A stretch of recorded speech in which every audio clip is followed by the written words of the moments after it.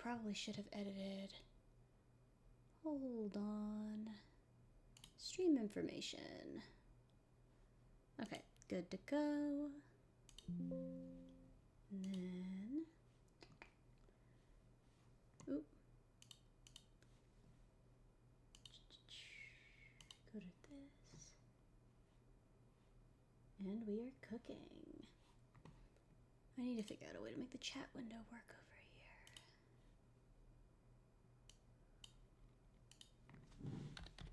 Try that. Well, it seems to be working, so we're going to give her a shot. Okay. Hopefully my audio and everything sounds alright. I probably should have checked that before, but too late now. We are rocking and rolling. 'Tis time to continue the Pokemon Nuzlocke. Alright, so where we left off last time, our team is kind of mid, but we're trucking. We have Sparky, Cinder, Nibbles, Sag, Georgie. We just finished our first gym. Sorry if there was any background noise there. I just had to move my mic a little bit, make sure we're getting the best audio quality. Yeah, we're just going to be continuing today. I felt like playing some Pokemon. Sundays are a fantastic day for Pokemon. And let's go ahead and get trucking. So we finished our first gym. Next objective is going to be continuing on. So everybody's already full health. Let's make sure we've got all our items we need. Still have some Pokeballs. I have a single Great Ball. Got potions. Okay. We should be ready to rock and roll and move on to our next area. And hopefully get some new teammates that aren't more bug types. Especially since, yeah, just, I have learned unfortunate lessons about the, I have learned, unfortunately, so I recently have gotten into watching, oh, I'm trying to think of his name. I think Wolfie is his nickname. He is a Pokemon, like, he plays Pokemon competitively. And I think he's gotten world champion once, if not more. I don't know too much about him. His stuff just showed up in my feed and I started watching. But he made a video talking about some of the worst Pokemon, and unfortunately, Mothim was one of them. Which I think part of it was based that he didn't like the design that much, but apparently Mothim is also just not a good Pokemon, which means that unfortunately Sag, who I was originally happy about because I think Mothim's cute, apparently not going to be great for continued play, so here's hoping we get something a little bit more viable. Keep using the wrong controls and roller skating instead of walking. Yeah, got a bug badge. Introduce myself. Viola is my younger sister. Why don't you take this to celebrate your first badge? Oh, thank God, the XP share. Sorry, gamers, I'm using it. I frankly... listen, I was talking to one of my friends, and he gave me some, like, mad shit for not doing, like, a true hardcore Nuzlocke. I don't care. I'm going by the very basic Nuzlocke rules, and the rest of it I am doing just for fun and just for me. And so I'm going to use the XP share. I don't care if people would turn their nose up at it. I don't. I want to use it. It lets me keep my team better leveled, and especially for stream purposes. Like, no one wants to sit here and watch me grind for levels for 6 hours. No one wants that. It's not fun for anybody. So I may as well just power up the XP share and use that. All right. So this is a new area, so we're going to be able to catch a new Pokemon here. I'm kind of hoping, I was given the tip that there's maybe Budew in this game, and a grass type would be really nice. I'm a big fan of Roselia, and if we could get Roserade even, pretty cool, pretty cool. Alright, well, let's stop beating around the bush. Let's just go ahead and find a Pokemon. Maybe? Hopefully? Someday? Hello? There we go. Combi! I can't remember if this one's a male or a female. It's a female! We get another bug type! Yay! Bug type. That's exactly what I wanted. Another bug type Pokemon. It's so perfect. Thank you, game. I mean, female combi could definitely... I could definitely do worse. I could have had a male combi, so it could be worse. but that is an unfortunate turn of events. I don't want another bug-type Pokemon. I've already got 2 on my team. Please, give me something other than a bug. It's fine. It's fine. It's fine. We will catch this guy. Well, this gal, I suppose. And we will add another bug to our team, and it will be fine. Everything will be fine. Everything will be fine. We will just avoid flying types and fire types like the plague.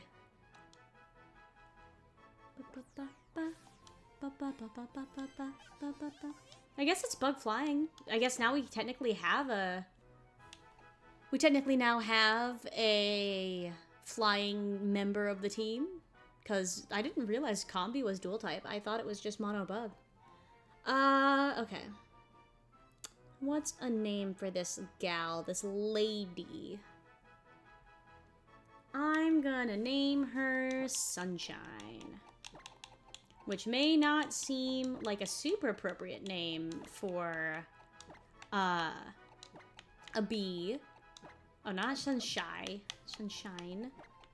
But I think bees are very fascinating creatures. They navigate using the sun. Or at least that's a theory of how they navigate, is using the sun.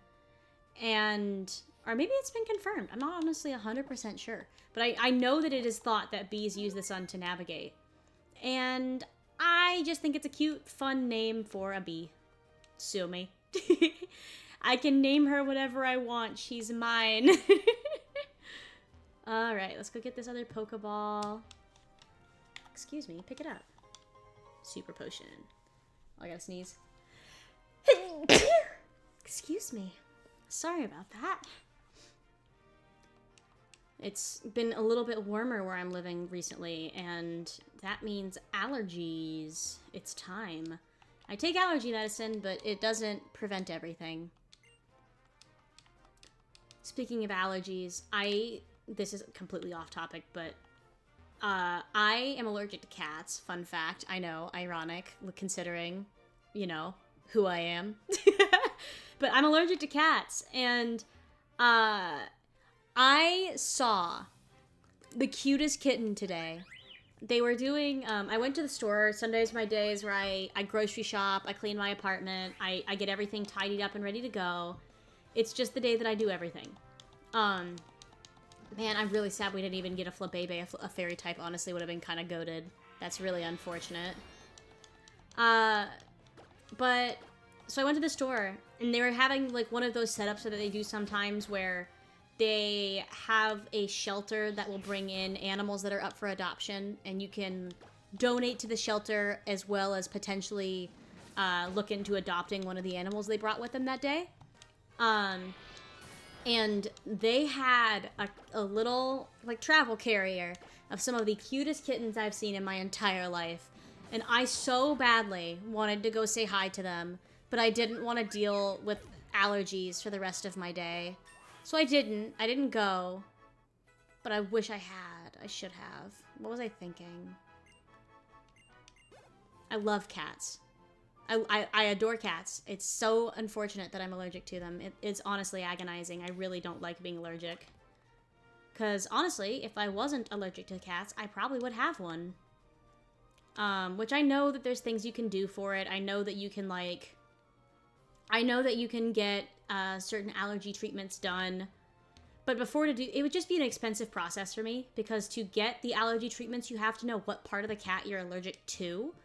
Because I believe there's 3 options. There is that you're allergic to the actual fur itself, that you're allergic to the dander, or you're allergic to a protein in their saliva that they lick onto their fur when they groom. And I don't know which of the 3 I'm allergic to. Cat allergies do run in my family. Well, one of my parents is allergic to the fur, and one of my parents is allergic to the dander. So those are probably like my 2 best options as to what I'm actually allergic to. But it also could just be the saliva, because if I recall correctly, that is the most common thing to trigger allergy symptoms, is that protein in their saliva.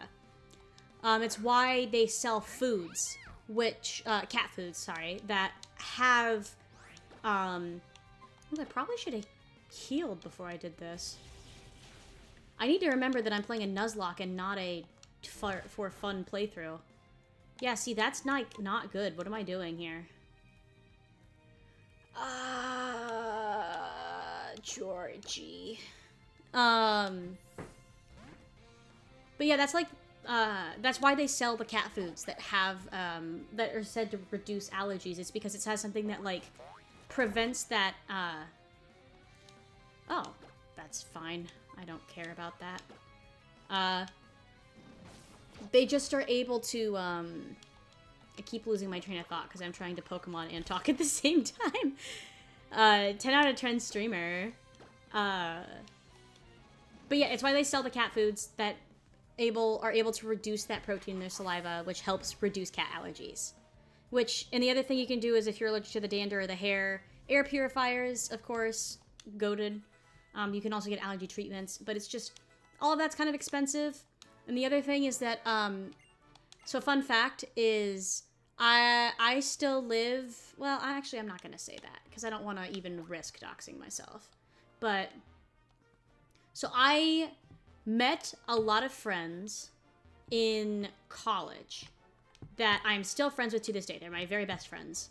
And then through my very close friends that I met in college, I met a bunch of other friends that they went to high school with, because they went to a really huge high school. I did not. I went to a very, very small school. So they live, oh, what am I doing? I need to not be doing this. Because we met in college and then moved back to our respective areas, I no longer live in the same state as the majority of my friends. They're not like a super long distance away, but like, so like a distance that's drivable for like weekend visits, but not a distance that's drivable for any other kind of visits. Like I could technically, theoretically drive to visit them for just a day, but it would be like just long enough of a drive that would feel like kind of a waste. And I'd rather just go if I can go for weekend visits. How did I get on this topic? I genuinely don't remember. Where was I going with this? I had a point. Talking about cat allergies. Oh, why it's also not good for me to have a cat. Sorry, I'm so all over the place. I also just had a coffee, so I'm extremely caffeinated, which just makes my brain going everywhere even worse. My friends tell me I really should get screened for ADHD, but I don't want to. But, so all of my friends live in a different state. And because literally all of my friends live in a different state, I go and visit pretty often because I want to spend time with my friends, and it's still like a reasonable drive away. And the thing with that is, if I want to have the opportunity to like randomly pack my bags and impulsively decide to go visit my friends in another state for a weekend, I can't really do that when I have a pet, you know? Because I would have to have someone who could watch the pet for me, or I'd have to bring the pet with me. And I feel like traveling that often would be too stressful for an animal. Most animals, like cats, don't really like going in the car for extended periods. Or like, honestly with cats, probably any period at all. But cats going in the car, they don't seem to like it. Even other animals, like I considered for a while guinea pigs, because I had a guinea pig when I was younger. I love them. I think they are so cute, and they are good apartment pets, I think, because with dogs, I love dogs too. I love all animals, really. You'd be hard-pressed to find an animal I don't like. But with dogs, they are just a lot more effort, especially if you're going to be keeping them in an apartment, because if you want to be a responsible dog owner living in an apartment, you really need to be exercising your dog regularly. And of course, they have to go outside to go to the bathroom and everything. So you have to dedicate a lot of time to having a dog, which that's time that I, at this point in my life, am not willing or able to dedicate. I'm very busy with my new job. The hours are kind of unpredictable sometimes. I'm about to be a student again. I just recently got accepted into a master's program. So I just don't feel that it's the time of my life that I can own a dog. I can't have a cat because I'm allergic. And with guinea pigs and stuff, I could have that. Like, that was what I was considering. Is like, well, since I can't have a dog and I can't have a cat, what about like a guinea pig or another small animal like that? And that was where it came into the play of, well, they would have to travel with me every time I went to visit my friends.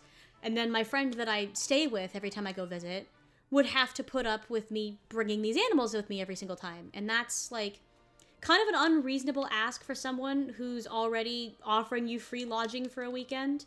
So I just wouldn't be wanting to do that. I wouldn't want to put the animals through that. I wouldn't want to have my friends to have to put up with it. And it would prevent me from actually going up and visiting regularly. I don't really have anyone that I could leave the pets with, and I'm not able to afford a sitter. So with that being the case, it's just not a time where I can own a pet, which is really unfortunate because I absolutely love animals, but it's just, this just really isn't a good time in my life for me to have one. I did for a while consider aquatic pets, like a fish tank would be nice. But fish tanks, you have to put up with water changes, and you also need to be, to properly care for fish, you really do need to be quite knowledgeable about how to properly do water changes, how to properly acclimate your fish, how to properly prepare the water, because some, like with betas, for example, they can't have tap water. You have to condition it or use special kinds. And so you really do need to put a lot of effort and research into getting a fish tank, which I'm not unwilling to do. It's just fish also can be kind of temperamental. And even if you do your best for their care, because fish are just because of the nature of fish, they do just kind of die. And I don't know that I want a pet that might just randomly die on me, because it would really bum me out. I've had fish in the past, and it was genuinely very upsetting when they eventually died. And so I just decided probably not. Reptiles would be cool. Love reptiles, love snakes, love lizards. But they're a lot of work. And the other thing with those is, with reptiles like that, you, sorry, I just realized I never did check my moves that Sunshine has. You have a flying type move. Well, let's give you a shot in battle then. With lizards and reptiles, it's again, you have to do a lot of research. They are a lot of work. And because they need usually to maintain a certain level of heat or humidity or both, because of that, it's not easy to transport them. So if I was to go on vacation for a week and have no one to watch them, what am I going to do with them? You can't just like take a reptile to a kennel and, have it be babysat by some like facility. It's not really something that they have on offer for reptilian pets or amphibious pets, either or. And while theoretically there may be some of them that don't eat every day that you would be able to just leave for a couple of days, I would never feel comfortable, because I'd be too worried of, well, what if something goes wrong while I'm not there, and then they're suffering because I'm not there to fix whatever has happened. I just wouldn't be able to do it. So, unfortunately, I have to pass on pets for the moment. It's very tragic, very sad. But someday, though, I will.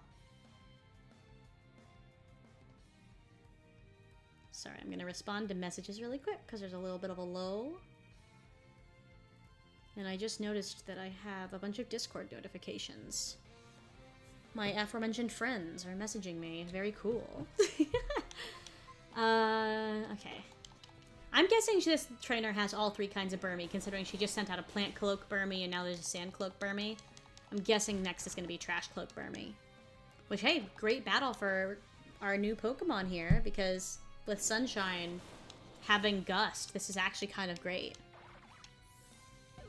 As far as bug types go, Sunshine actually probably might be the most useful on the team now. As far as bug types go.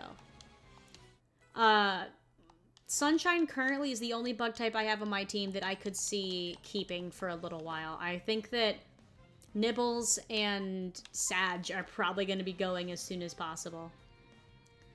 Intimidates the target. So it's the same effect as Intimidate, but just as an attack. We're not going to bother with that.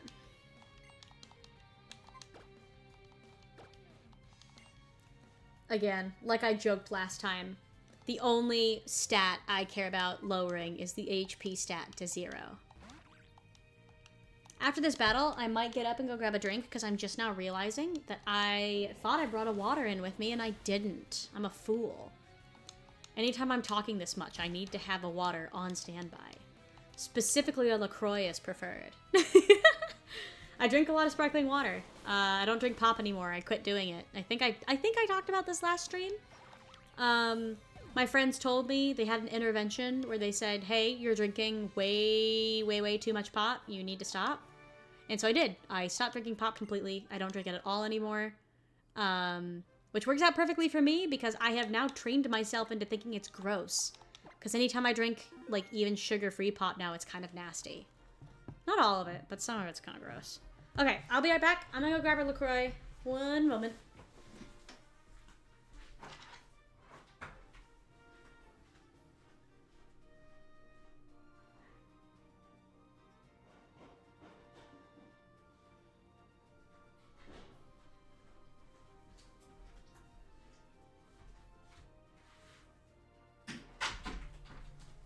I am back. Let me get really readjusted in my seat here. I apologize again for any background noise. My mic is quite sensitive. I want to get a mic arm to help me like fix these issues a little bit. I probably should just mute my mic when I leave my desk. It has a button on top for muting that I'm pretty sure would work. I guess I just hadn't thought about it. My old microphone did not have that as a feature, so I've never considered trying it. Also, cracking open a cold one ASMR. Hell yeah, we're gaming. LaCroix. I have a controversial take. I think LaCroix is one of the worst sparkling waters you can buy. The reason I buy LaCroix... I apologize for the noise. I'm going to move my mic really quick. There we go. The reason I like LaCroix, or buy LaCroix, is not because I think LaCroix is a good sparkling water. I buy LaCroix because LaCroix is the cheapest sparkling water I can buy. A lot of other sparkling water brands are expensive. It's because sparkling water is this, like... I don't really know why sparkling water is so expensive, to be honest with you. I honestly think it might genuinely just be a thing of... I probably should have gone to the Pokemon Center. I need to stop autopiloting. I need to, like, actually pay attention to what I'm doing. It's fine, because this isn't gonna get me killed, but, like, I do need to start paying more attention. We can fight a buddy with the Pikachu, though. We'll be fine. But for some reason, they're just expensive. And that, to me, doesn't make a ton of sense, because you would think that something like soda would be more expensive, considering that soda isn't just water that's carbonated. It's carbonated water that they add flavorings to. But sparkling water is generally more expensive than soda. Which, like, I don't know, man. I genuinely think it might just be a, like... There's a perceived sophistication to drinking sparkling water that does not come with drinking soda. People always consider soda to be, like, the cheap, unsophisticated thing. But it's really just... I don't know. I genuinely think the reason sparkling water might be more expensive is simply because of the perceived sophistication of it. Oh! Nibbles evolution! We're gonna get a Spupa! This would be way more hype if it was a Pokemon I cared about. I'm sorry. Nibbles, you're cute, but I frankly don't care. You're the worst bug type of the 3 I've caught. Spupa is kind of cute, though, I won't lie. I wonder, what is Spupa based off of? Obviously, it's based off of some sort of caterpillar or worm, because it eventually evolves from... Well, I mean, some sort of cocoon, that's what I meant.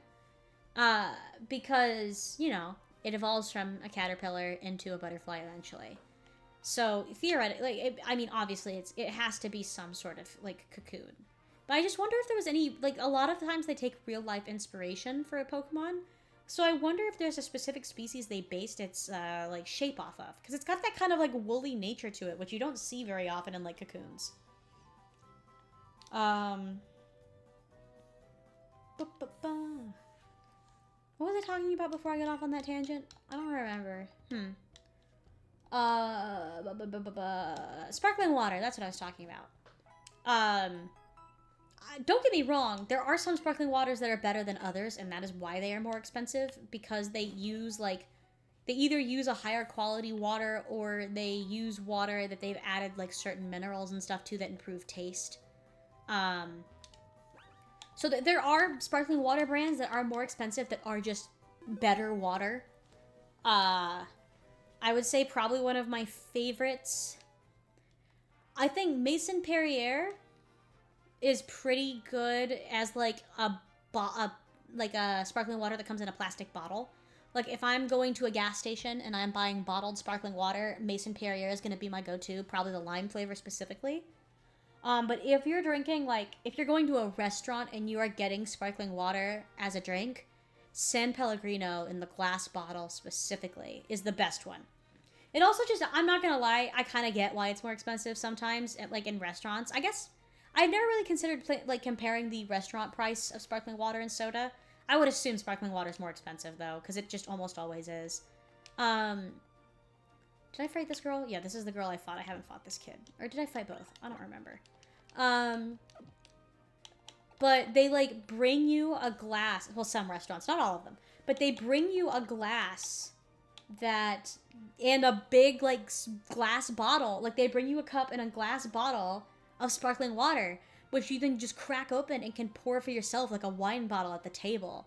Very fancy feeling. What is this item you're carrying? Oh, you have honey. Makes sense. But no, yeah, so, like, I have not fought this kid, okay. So, like, in that case, I kind of get why it's more expensive. It, like, comes in a glass bottle and everything. But San Pellegrino, when it comes in a glass bottle like that, and just you get to pour it over ice, that is, like, really good sparkling water. I would say, out of the ones I've tried, that's probably my favorite form of sparkling water, is the San Pellegrino you get in a glass at a get in a glass bottle at a restaurant. And I think that bottled San Pellegrino is also fine. It's good. It comes, because you can buy it in plastic bottles. I just think it's not as good as it is when it's in a glass bottle. And it's also just, it's expensive. I just don't buy it because it's too expensive. If I'm going to be buying sparkling water, I'm not going to be spending an arm and a leg. Which is why I buy LaCroix. Because I don't even think LaCroix is the best canned sparkling water. From the kinds I have tried, I think that the best canned sparkling water is actually bubbly. I love those. They're really good. It used to be the one I always bought. I always bought bubbly. That was my go-to. Every time I went to the store, lime bubbly was the one I bought. But it is quite a bit more expensive. I just can't, as much as I prefer it, I am someone who is living on a budget, a pretty tight budget, and so where I can get cheaper options, I'm going to get cheaper. And since I drink so much sparkling water, unfortunately buying the cheaper sparkling water is going to be the most cost-effective thing for over time. But yeah, I buy LaCroix. I have a membership to a, what's the word for them? Overstock store? Something like Costco, essentially. I have a membership to a store where I'm able to go and buy them in bulk for cheap. I can buy a 24-pack, which comes with 3 different flavors, and I get it for $8. And that usually will get me through a week. I drink a lot of sparkling water. Cause the other this is some context that's probably needed. I'm a water snob. It's such a weird, dumb thing to say, but I am. I am a snob about what water I drink. I only like certain kinds of water. I don't like tap water, which, trust me, I get that that's stupid and annoying. I wish I was not something I had to put up with. I don't like that can't just drink normal tap water. I think that's really annoying because I know how important it is for my health to drink water, but I hate tap water. I hate the way it tastes. And anyone who tells me that water doesn't taste different, you are full of lies. You are just a liar, or you just don't have a refined palate. Which, like, not everyone does, and it's not like I'm not a fucking chef. Mine is not the most refined palate in the world. But I can taste the difference between water. And I don't know, man. There's just some kinds of water I can't stand, and tap water is unfortunately one of them. Also can't stand certain types of bottled water. Like, everybody talks about how they hate Dasani. Dasani sucks. It's one of the worst available bottled waters. I actually would argue there's worse, though. Ice Mountain is my least favorite bottled water of all time. I don't know why, but drinking Ice Mountain makes me feel sick. And honestly, any spring water, but Ice Mountain's the one I associate with making me sick. Sorry, because when I was an employee as an undergraduate student, I worked in an office, and they had free drinks available for staff and students. They had soda and they had water. And I think they did eventually stop offering soda for free, but for at least the first few years I worked there was free soda available to students at all times. So I would drink a soda during work. Or maybe it was just that they limited it to one. I can't remember. But eventually they didn't have soda as an offering. So I switched to drinking water, obviously, because I was still thirsty, and if it's free, I'm going to drink what's free. Which technically water from the water fountain is also free, but I did not regularly carry a bottle of water with me when I was in my undergraduate because I was stupid. So I would drink the bottled water they provided at work sometimes. And I always felt like shit afterwards. And I was like, why do I always feel shitty when I'm at work? And I realized it's the bottled water I was drinking. I stopped drinking it and I stopped feeling sick. And and Ice Mountain was the water they carried. I don't know why, but that was the only one they ever had. And I stopped drinking it, and I stopped getting stomach aches at work. Which I know this sounds like the most just insane thing ever. It sounds made up. It sounds like I'm lying to you or I'm being a hypochondriac, but I swear to God I'm not. I had another friend in undergrad that I went to dinner with one time, and I was telling her about how I'm kind of a water snob and how I hate Ice Mountain. I think it's the worst bottled water. She's like, yeah, whenever I drink Ice Mountain, it makes me feel sick. I'm like, see? I'm not crazy. I'm not. This is a thing. This is a thing that is true and it happens. But I digress. But no, yeah, I don't know, man. I can't stand spring water. Ice Mountain specifically sucks. Did I already fight this guy in the grass? I think I did, but just in case. I'm gonna try to fight all these trainers before I move on, just because I want to... Okay, I haven't. Cool. I'm gonna fight all of them just because, you know, XP. And it's better to fight trainers like this than it is to go run around in the grass for 20 years and fight a billion Burmese. Or I guess in this grassy area, Combies and Flabébés are gonna be my big ones.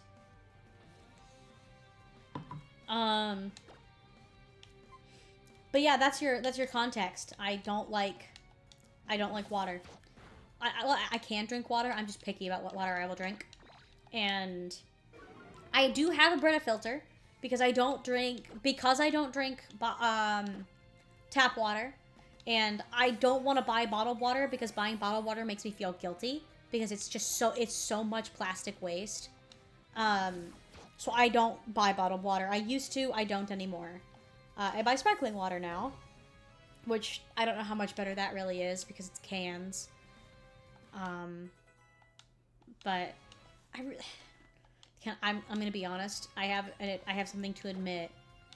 I need to start recycling because at this moment I drink so much sparkling water and I don't recycle. I really should. I honestly feel so guilty about it. It's just my current place of living does not offer recycling. Meaning if I want to recycle my stuff, I have to drive to a separate location and recycle it myself. Which in of itself is not a huge deal, but I also don't have a lot of space at my apartment. And with not having a lot of space at my apartment, I don't have a way to easily separate my plastics and cans and cardboards from my trash. I need to honestly, I've been thinking about doing a spring cleaning of my apartment, maybe sometime this week, because I think that this week I'm probably going to be getting off work a few days early, or early a few days. But maybe one day this week, or maybe this coming weekend, I will do this. But I need to spring clean my apartment. My apartment isn't dirty. I clean it once a week, so it's not, like, filthy. But it is cluttered, and it is in desperate need of some reorganizing. And I currently have, I have purchased some, like, fabric bins. I think if you guys have seen those, they're at, like, Target and Walmart usually. They're storage bins that are, like, made out of fabric. They have, like, they fold up so they can be compact. I bought a set of those, and I have a shelf in my closet that they can go in. I just need to take the time to actually go in my... I didn't mean to use that. That's not going to do jack shit. Oh, it actually did more than I thought. Which I guess it makes sense. Pikachu is not immune. It doesn't have the lightning rod ability. And it's been lowering my attack, so actually special attack might be the schmove. But... I just need to go through and actually pull those out and organize. Also, controversial take. That little Pika Pika sad noise he made before he fainted, this is a controversial take. I don't like that they... Well, I guess maybe it's not controversial. I don't like that they did that. I don't want Pikachu to say Pikachu's name. I want Pikachu to have its cry from the pixelated games. Because I think that the little pixelated cries they do in all the games for the Pokemon are cute and fun and creative. And I like that they exist.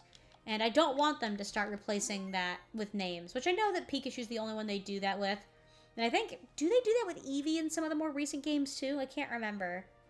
But I know they do it with Pikachu. And I don't like it. Go back. Go back to the other one. It was way better and way cooler and way nicer. But I need to continue to, yeah, fairy type Pokemon. We're getting a tutorial about fairy types. Yep,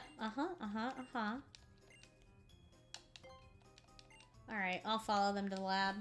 But yeah, I just need to take the time to organize my apartment, and one of the things is on my to-do list when I do eventually spring clean and reorganize my apartment is 3 things. I want to reorganize my closet to make room for those storage bins, and also probably get some more hangers to hang clothes on, because right now I have so many things in my closet that I have just been folding and putting on a shelf because I can't hang them up.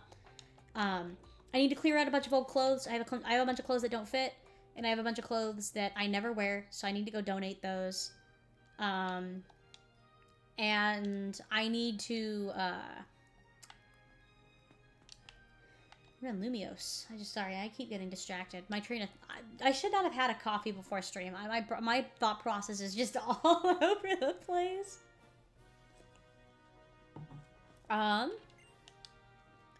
She's gonna wait in front of the lab for me, so I know where the lab is. It is the place with the Pokeballs on the podiums. Sick. I will need to actually try to make an effort to remember that. Am I able to get to the hair salon yet? Because I want to go to the hair salon. How do I... Ah, that's right. Sorry, I'm trying to remember how to alternate the cameras in this city. Pokemon Center first. Oh, I'm gonna get stopped. Oh, it's because I walked near the lab.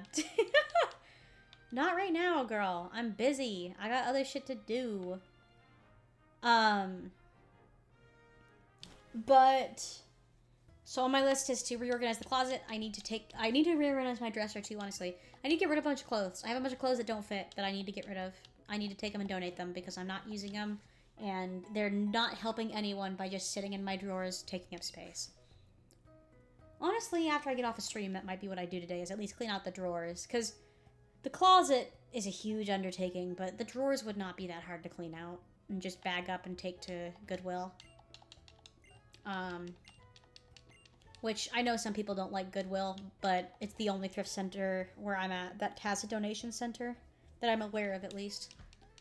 I need to go do that, though. And some of them I also might just be able to use for other projects. Like, I sew, So I might be able to use some of them for that, or like repurpose them in other ways. I think that's such a cool trend that people do, repurposing clothes in Pokemiles. Oh, is this when you have a Pokewalker? Pokewalker? I don't know. I don't know how to get those.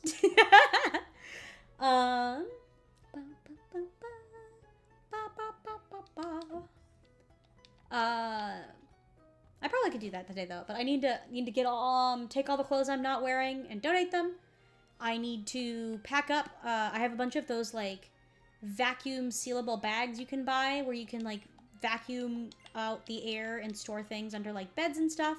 I bought a bunch of those, and now that we're getting out of winter and into more of the spring summertime, I need to take a bunch of my like winter only bedding items and vacuum them up and stick them under my bed. That's something I need to do.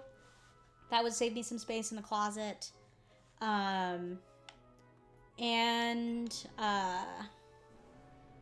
need to so I mentioned reorganizing the closet, clean out my drawers. That's the other thing I need to do. I need to clean out under my kitchen sink, and hopefully make some room for some recycling bins so I can actually start recycling, because I really shouldn't be throwing as much stuff away as I am. It makes me feel really guilty, and I hate feeling guilty about that. So I'm gonna make an effort to do better. See, this is why you talk to everybody. Luxury balls. These are excellent. Thank you, gal. Which I don't super love the look of luxury balls, but you know, I will not complain about being given... I'm sorry, excuse me? Did I just get an alert for a blizzard watch?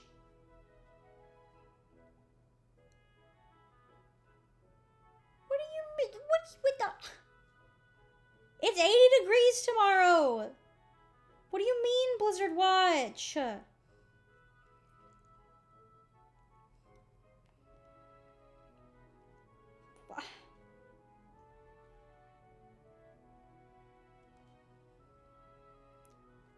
Also, sorry, I have to reply to a message from someone. Give me just a moment. I have a pressing matter I must reply to.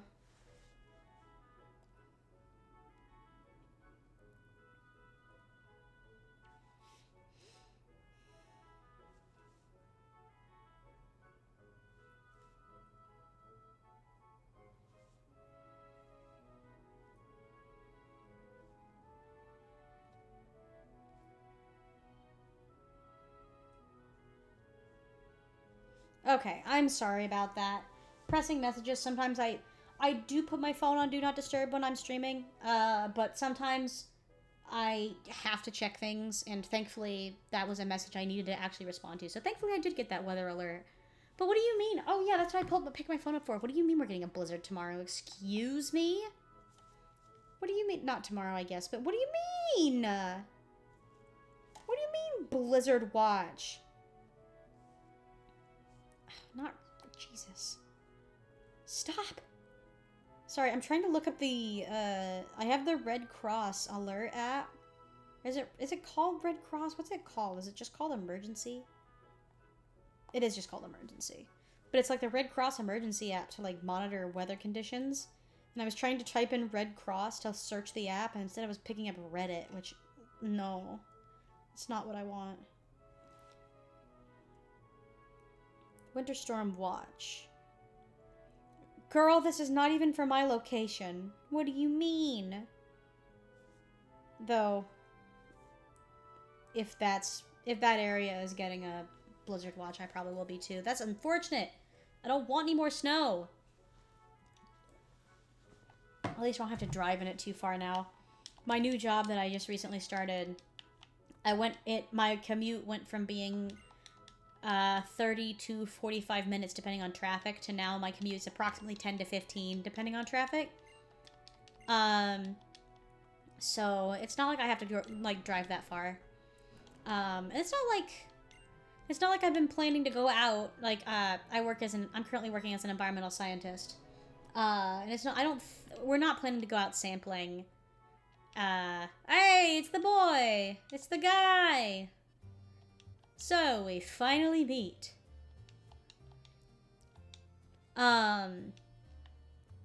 So it's not the end of the world that we're supposed to get snow. I'm just kind of sick of snow. We had gorgeous weather last week. And ooh, full swipe. I like that TM. Yep, I know how it works. I used to use it for shiny hunting. I just have enjoying the nice weather. I'm currently like trying to be healthier. I'm taking a lot of steps to be healthier. And one of the ways I've been going about being healthier is trying to exercise more. And I've been exercising by going on very long walks after I get off of work. I usually walk about 1 mile to 2 miles after I get off of work.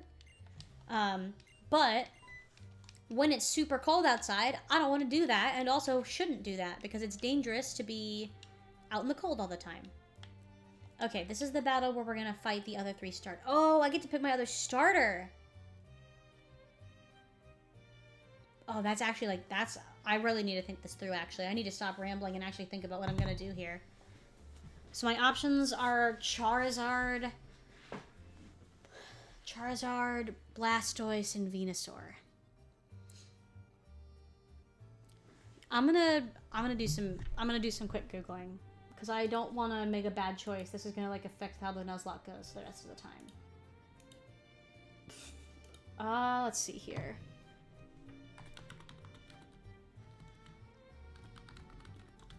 I apologize if you can hear my keyboard. It is right next to my mic. I'm currently looking up a list of grass Pokemon that are available in X and Y.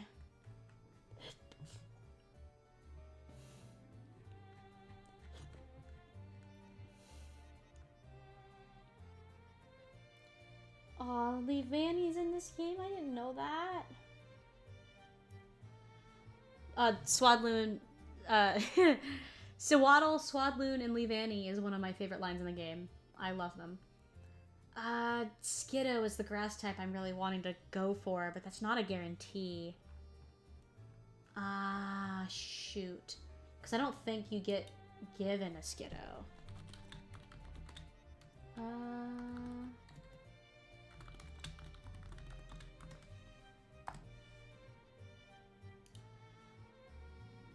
Okay, so you get given the starters, you get given a Lucario, and you get given a Lapras. Okay, well, if we're gonna... I don't need a water type, so it's certainly not Squirtle. I like Squirtle, I like Blastoise.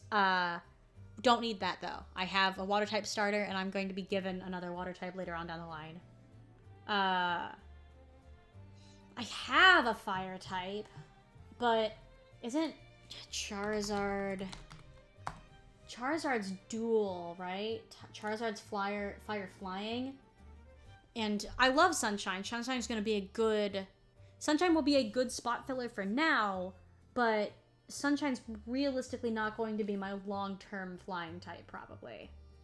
If I get fire flying with Charizard, that would cover 2 type bases. Because as much as I like Pyroar, I'm fairly certain... Oh, it's fire normal. Okay, so it's not... I'm sorry, I'm gonna be mean. It's not a good dual type. It's a mid dual type.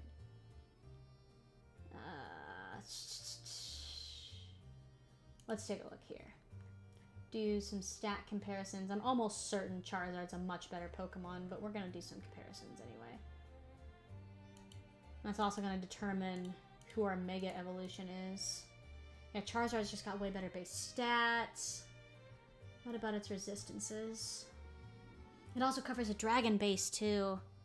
I might honestly just have to go for Charizard. I'll swap out my Pyroar and go for Charizard. R.I.P. Cinder, I'm so sorry, but Charizard's just a really... It's just one of the best ones. Who's he gonna start with, probably? Probably he's gonna start with Charizard, right? Or Charmander, I suppose. Or at least... I don't know. We're gonna find out what he starts with.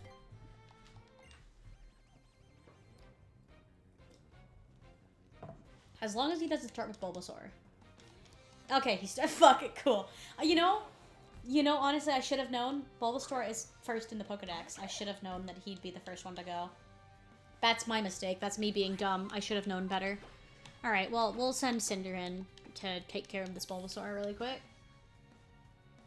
This should be a pretty straightforward battle, because he's just fighting with starters, so the typing is extremely predictable. What are Charizard's abilities?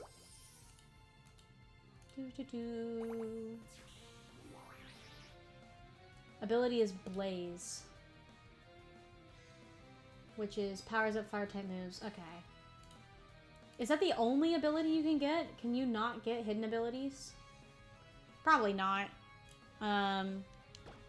Considering that the page doesn't offer you a list of multiple abilities, it just says the one. So unfortunately, it seems that Blaze is the only one I'll get. It's not horrible, but it's not, like, fantastic ability. It's nothing to write home about.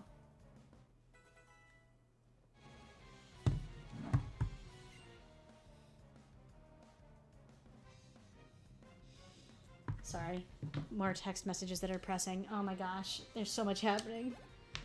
I'm too distracted for this. Georgie. Water Pulse. Very nice. Can learn Water Pulse.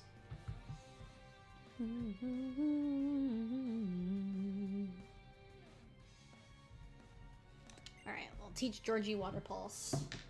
It's a good water move.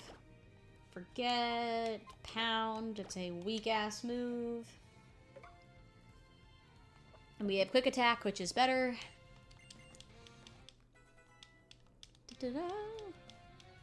Next thing gonna be Squirtle. Yep. I should have known that they'd go in Dex order. I don't know why I thought they'd just start with Charmander, just because. What was I talking about, though? I talked about a lot of stuff. Talked about my guilt with recycling. Talked about reorganizing my apartment. Talked about how we're supposed to get nasty weather, which I don't want. Dude, speaking of the cold, this weather has been hell on me keeping up with my heating and air conditioning system. So it was really hot last week. It was really warm, which was nice. I was able, I say really hot comparative to what we've been having lately. It was in like the 60s and 70s. And so since the weather was gorgeous, I turned off my heat because I didn't need to have it on. And it saves money. So I turned my heat off and, Charmander. So I turned off my heat and just had it off for like the majority of the week because I didn't need it. And my apartment stayed a comfortable temperature just because that was the temperature outside was comfortable, so the inside temperature stayed comfortable. And then, last night, I did not consider that it's actually supposed to be cold. So it being cold, I went to bed with it being really cold, and then when I woke up this morning, I didn't have my heat turned on, and it was like below 30 outside, and my apartment was freezing, and I was like, am I just like imagining things, or is it really cold in here? I was not imagining things. It was 62 degrees in my apartment. I was freezing my ass off when I woke up this morning. Charmander. Yes. Yeah! Which Pokemon are we sending to PC? Nibbles. GTFO. I know I technically could have sent, Cinder, because I don't need 2 fire types on my team right now, but honestly, Cinder is going to pull a lot more weight than Nibbles will. Charmander, I am gonna name Blitz. Because I think that that's a fun name. Oh, actually, no. I know what I'm gonna name him. I'm gonna name him what I named my Charizard in the original X playthrough I did when I was younger. I'm gonna name him Rin. R-I-N. After Rin Okumura from Blue Exorcist. Because the blue fire thing, when he Mega Evolves, reminds me of the blue fire from Blue Exorcist. Yeah. Rin it is. Yep. I already know who they're gonna take. It's fine. And these goobers show up. Okay, yep. Say a few words. Train with your Pokemon. Mega Evolution. Mega Stone. Yeah, We know. Mega Evolution's so cool. Next town. Blah, blah, blah, blah, blah, blah, blah. Sorry, I'm just gonna skip all this dialogue. I can't be bothered. Leaving. Floor 1. Hopefully there wasn't anything I just missed by skipping all that dialogue, such as them telling me to do a specific thing and then I don't do it. Oh, we meet this goober. Lysander.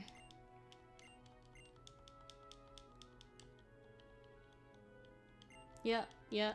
It's fascinating, fascinating. Cool, nice, nice.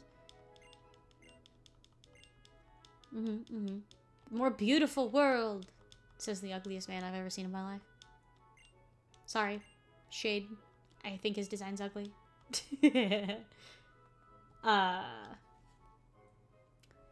Okay, now they're gonna come down and yell at me to do something.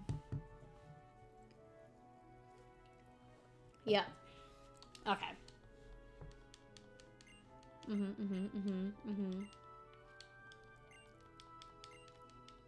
Yeah, I know. I want to go find the place to get my hair done, because I know that's kind of an expensive thing to do early on in the playthrough, but I want to change my character's appearance. I just wish that Yes, I know. Oh my gosh, you've already told me. You've told me like 3 times, as a matter of fact. Sorry, Shauna, I know that what you're going to do if I get close, you're going to give me a tutorial on how to make the Pokemon movies, which I'm probably not going to do too much of. Alright.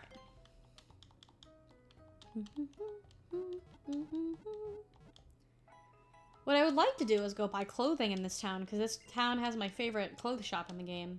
But unfortunately, my favorite clothes shop in the game is also the one where you, like, have to be quote-unquote, like, cool enough to shop there. So you have to buy I think it's like you have to buy a certain number of items or something before you're able to actually go to that shop. Bummer, because it's my favorite in the game. It has my favorite clothing options.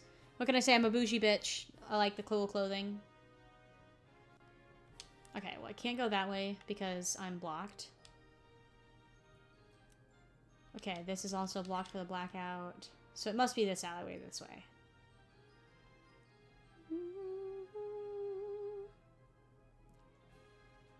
Because I know one of these alleys is going to lead towards, like, the... Yeah, here we go.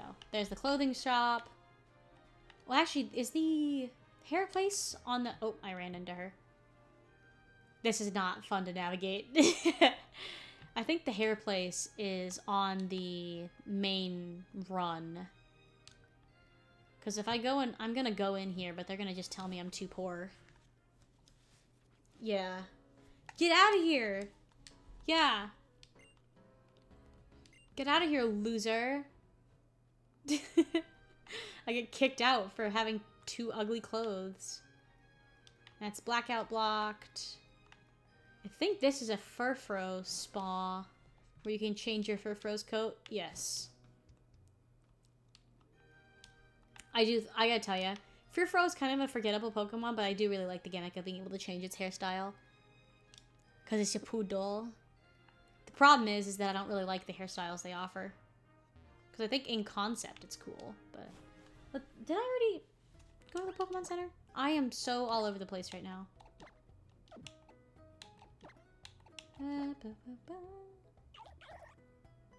Yeah, I must have, because I'm full PP on my moves. Okay. Okay, let's see here. God, the navigation in this is so awkward. I'm sorry that I keep complaining about that, but I keep trying to use my right stick to adjust my camera, and that's not how this works. Here we go. Let's change my hair. Style and color. All over. Oh, actually, wait. I'm gonna do the thing where I save and then quit and reload if I don't like the way the hair looks. Because I'm pretty sure... Well, I don't know. I'm trying to decide, do I want bangs or not? Yeah, show me to a chair. I already know what color I want and the length. Well, actually, I'm gonna look up the hairstyles really quick. Pokemon X Girl hairstyles. Female hairstyle guide. Short, side swept, and bangs.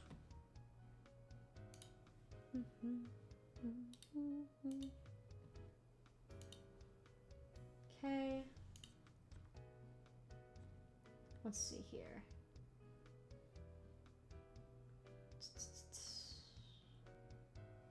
The bob's cute too. The bob with bangs, maybe? Kind of cute. I always used to get my hair cut short, but the bob is kind of giving.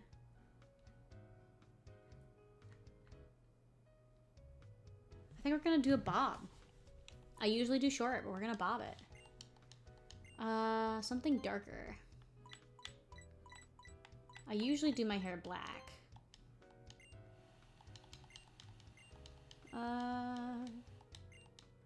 Style the front. Sideswept bangs. Let's see here. I want bangs. I think the bangs are cute. And what we looking like? Yes! Cute! Cute. She kind of looks like Dawn now. With the blue eyes and everything. Cute. Cute. Cute. Cute. I like her. Cutie. Okay. Let's go to the cafe with this goober.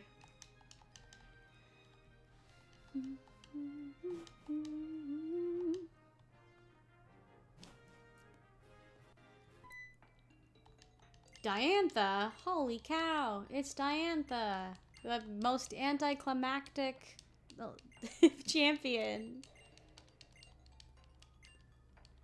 Diantha wishes that she was Cynthia for real.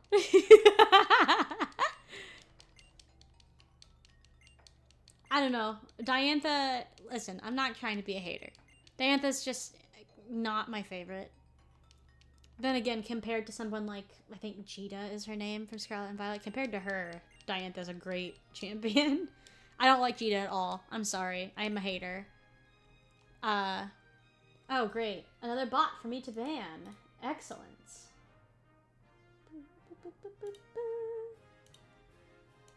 Woo.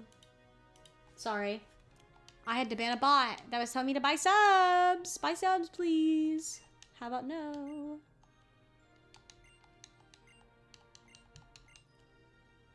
Okay, I won't lose though, just so you know. Well, I hate to break this to you, but you are in fact going to lose. I am the protagonist. I am the main character.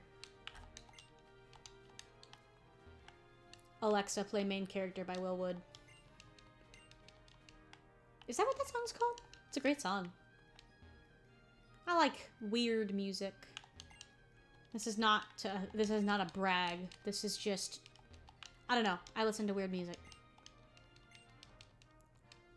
I like Will Wood. I like Gorillas, which, depending on who you are, you might not consider them to be overly weird, but they're certainly not like super mainstream, at least not anymore. Was Gorillas ever considered mainstream? I mean, they had some insanely popular songs, but which are absolute bangers. Like, don't get me wrong, I love the Gorillas music. Even their, like, some people are like, oh, who cares about Feel Good Inc? Because you could be listening to, like, Ascension. And it's like, don't be a snob. It's all good. Sorry about it. But I wonder if they are really considered to be mainstream or if they're still kind of considered indie because they weren't, like, they're not like Taylor Swift, you know? But I don't know. I was hyped when they came back, though, because I got into the Gorillas in high school. And I got into Gorillas because of a girl that I went to school with was into the Gorillas, and she introduced me to them. I listened to them a bunch, and then I think later that same year was when the Gorillas announced that they were returning to music. What is he talking about? What? Oh. So he's talking. Okay, gotcha. This is a photography cafe. I see.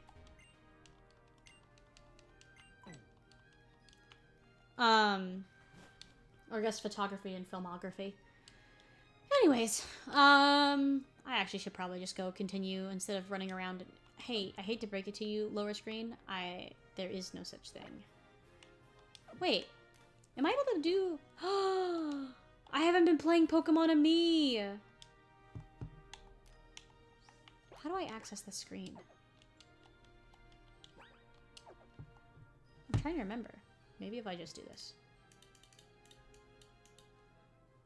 Shoot, I don't know how to do it. I don't remember. I'm trying to remember how I access that. That's how I adjust. None of those. Ah, what have I done? I've blocked myself out of playing with my guys. Okay, well, I'll set that up for next stream, because I don't want to mess with controls right now. This guy. Yeah, I know. I'm aware. Cool. Cool, thank you so much for telling me that there's Pokemon on this route. I would have never known. I would have never guessed. Sorry, I'm being rude. Oh my gosh, this fucking guy. Mr. Bonding's O-Powers. Dog, I don't care about O-Powers. I ain't using that shit. But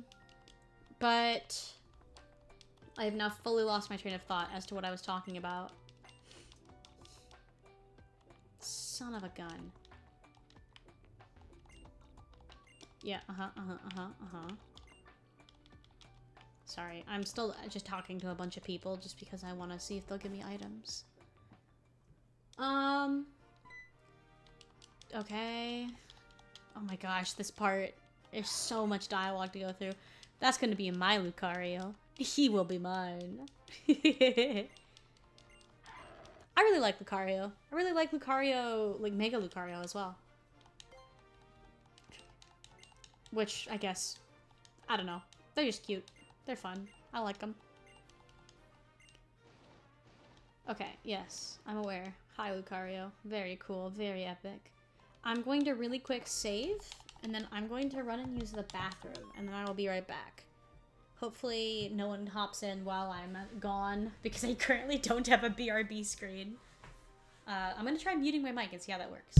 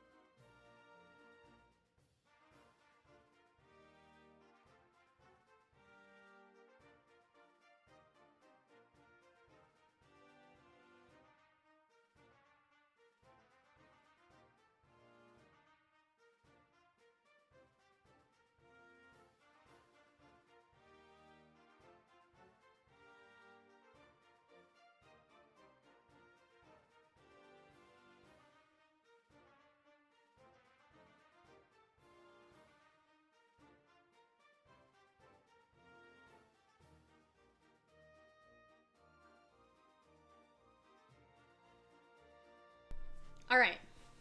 That mic button mute is honestly really nice. I'm looking forward to getting a mic stand at some point, though. Probably next month is when I'm gonna get a mic stand. I need to do some measurements to make sure I can get one that's to my, like, specifications of my desk. Because I really don't want to buy a mic stand and find out that it doesn't fit. I guess that's why my tape measure is sitting on my desk. I wonder why my tape measure was sitting over here.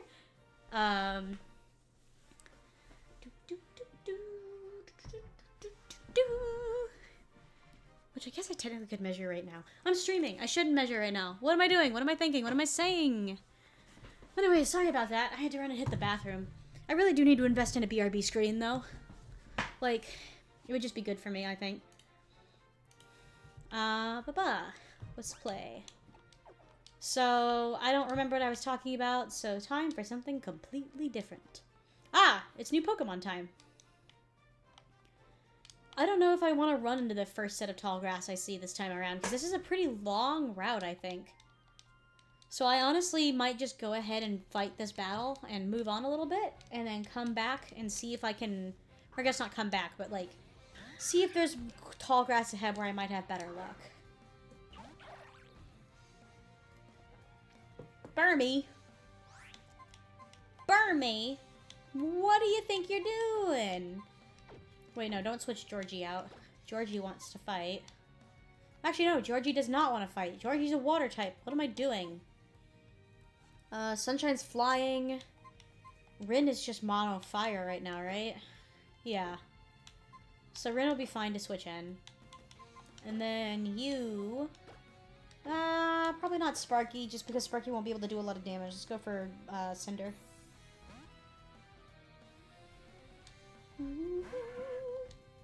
The other secret sneaky thing I did when I took off to go to the bathroom was I put socks on. My feet are cold. It's cold in my apartment. You want to know why it's cold in my apartment? I told you guys about how this morning I had not turned my heat on, and so it was cold. Well, another thing is that my heat system is loud, so for the stream I turned my heat off so my heat wouldn't be picked up. So now I'm cold. Oh fuck. Oh fuck. Rin is just getting his ass beat. That's like actually scary. Shit, I need to get Rin out of there. Sparky it is.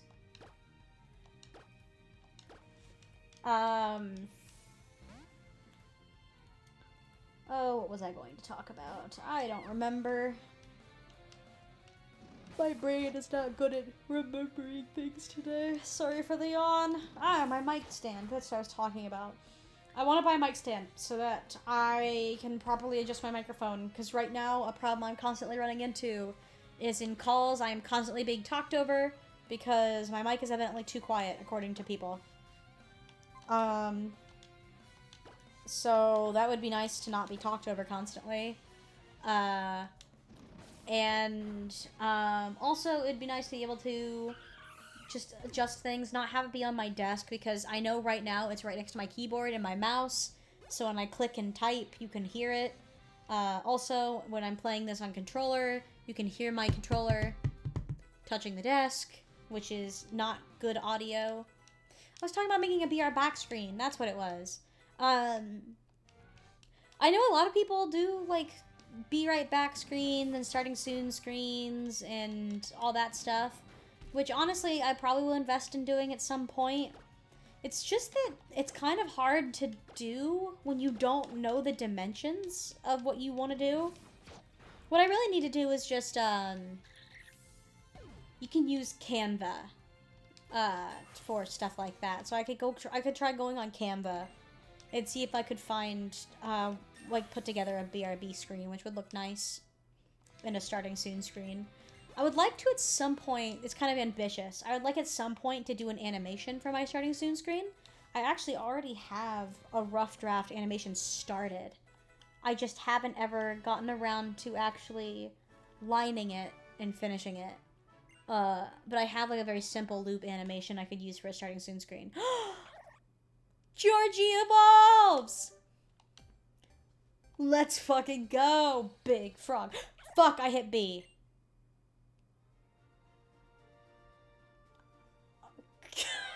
Why do I do that every time?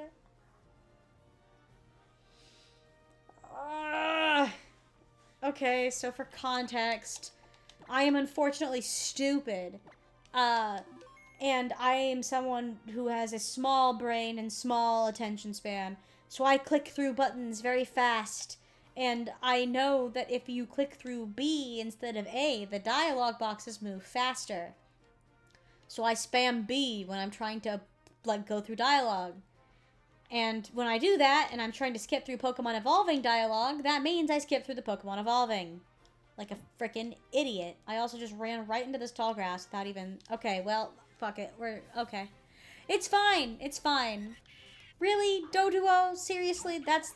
Evolve? Okay. Well... Man. I'm having a rough go of it. Okay, is a second quick attack gonna kill this thing? I think it might. I'm gonna just try a Pokeball on it. I hate it when I do that. I'm so annoyed. It will still evolve next level, but that's really annoying and really kills the momentum of me being excited about it evolving. It's bad content. Okay, I'll use one more Pokeball, and if this doesn't work, I'll try another quick attack. Yep, fuck. Okay. Well, hopefully Kick Attack won't kill it. Because unfortunately, I'm pretty sure all my other moves will kill it. Well, actually, let's take a look here. I don't know what Doduo's stats are, but what's stronger? Is Bubble or Quick Attack? 40... 40. Yeah. So it just depends on what stat Doduo has higher of. I would assume Doduo... I don't know if it has higher special or regular defense. We're gonna find out, I guess. Okay, good. Ooh, shit. I might actually need to get Georgie out of there, I think. Sparky, you can go in for a little while. You won't be affected at all by Peck. Oh, and I could also pop off a Thunder Wave and paralyze it. Woo, that actually did a decent amount of damage, but the paralysis hit. I should be able to catch it now and not worry about it knocking out Sparky, because it's paralyzed and it won't probably one-hit kill with the next attack unless it got a super effective or a critical, which is not likely.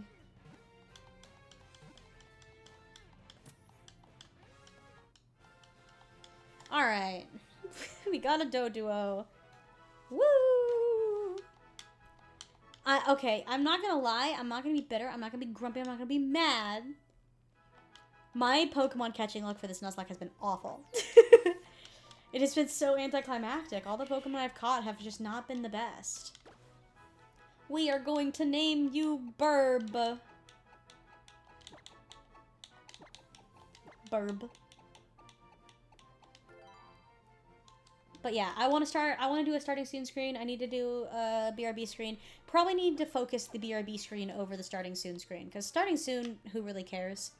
It's not like I have a huge audience of people that I need to, like, give time to join.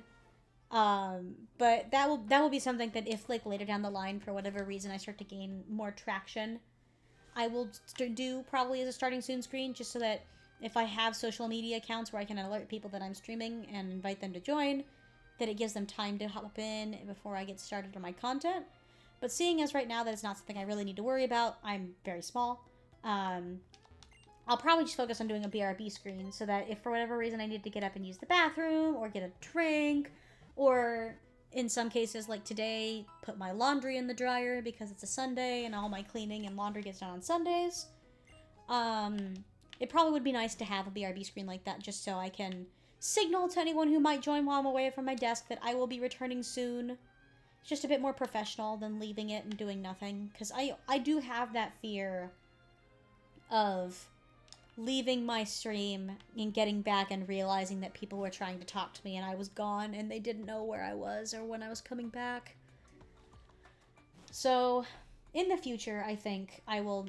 Well, actually, probably not even in the future. Probably very soon, I will invest in a BRB screen. I might actually... After I get out of stream, I might go ahead and just throw one together really quick in Canva, because I don't need to do anything super exciting or special. I can just do something very simple, which is the beauty of being me. But I would like to do custom stuff eventually. Oh, we're in a battle. I think he's a Corphish? Yeah. Which, honestly, probably would have been better to start Sparky out in here. I need to really readjust who I've got in the front of my party right now. Especially since Georgie is starting to get kind of high level compared to the others. And even though I have the XP share on, the ones that participate in battles still get more XP. So I probably should throw someone different in the front of my party.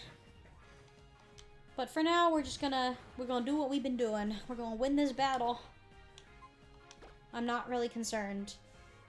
I have to say, I wasn't super excited about getting a Pikachu, but Sparky has been kind of goated. Sparky's kind of a great Pokemon. The static ability is super nice.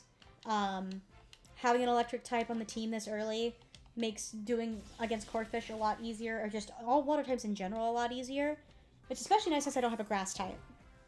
If I didn't have a grass or electric, I would probably be doing a lot worse.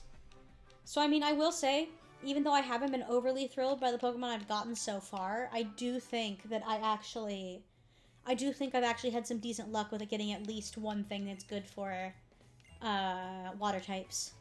And with it being electric, even better, because it's good for both water and flying. So it covers 2 bases, which is nice.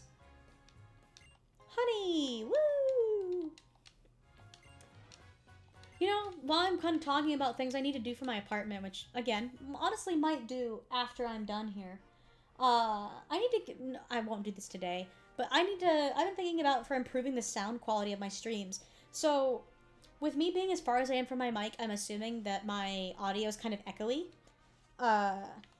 And I would like to improve my sound quality a little bit, but my apartment is all, like, obviously wood floors, and I'm not going to put soundproofing film on my apartment walls because, let's be real, I'm not a professional streamer or a YouTuber. I don't need to put that much effort and expense into walls.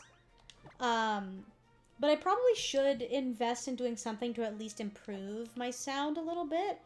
And something I've already thought about doing, which would improve things immensely, is if I just, like, got a carpet or a rug to lay down on my floor. I honestly think that would help with dampening the sound a lot, so it doesn't have that same echoey quality that it does. Let's do this. Yeah, there is one of those rails here, okay. Woo! Super potion. So, I won't be doing it for a little while at least, because with me starting my new job, I'm not going to be getting paid for the first time until the end of this month. My last job was a weekly pay schedule, and this one is a bi-monthly pay schedule. So I'm not going to, and I don't get paid until the end of the month now. So I'm not going to be buying anything for a little while, except for, like, basic needs, such as gas to get to work, which hopefully, since I already filled my tank once, I won't have to do for a while. Gas to get to work and food to eat. Those are going to be my 2 things I'm prioritizing right now. And then obviously bills, because I had to go to the doctor's not too long ago, so I had, like, what, $40 of medical bills after insurance to pay, which is not obviously anything crazy. It's a pretty small amount as far as doctor's bills go, but I mean, it's not, for me specifically, it's not an insignificant amount of money. That's about what I'd spend on a week's worth of groceries, so it's not an insignificant amount of money. And then I have to obviously pay apartment fees, like I pay monthly rent, which I've already paid for this month, so I'll be fine, because I won't have to pay it again till next month. But I have my monthly rent to cover, I'll have my electricity bill, which with electricity and water I usually spend about $100 a month, which is, it's a lot. Electricity has really gone up lately. I'm just gonna go ahead and pop out of this battle. Also, did I just send Burb to a box? Did I even put him in my party? I didn't. That's okay. I'm not probably going to use Doduo very often, honestly. Which I know that he would just be taking the same place as Sag, which is essentially just bulk in my party, but that's okay.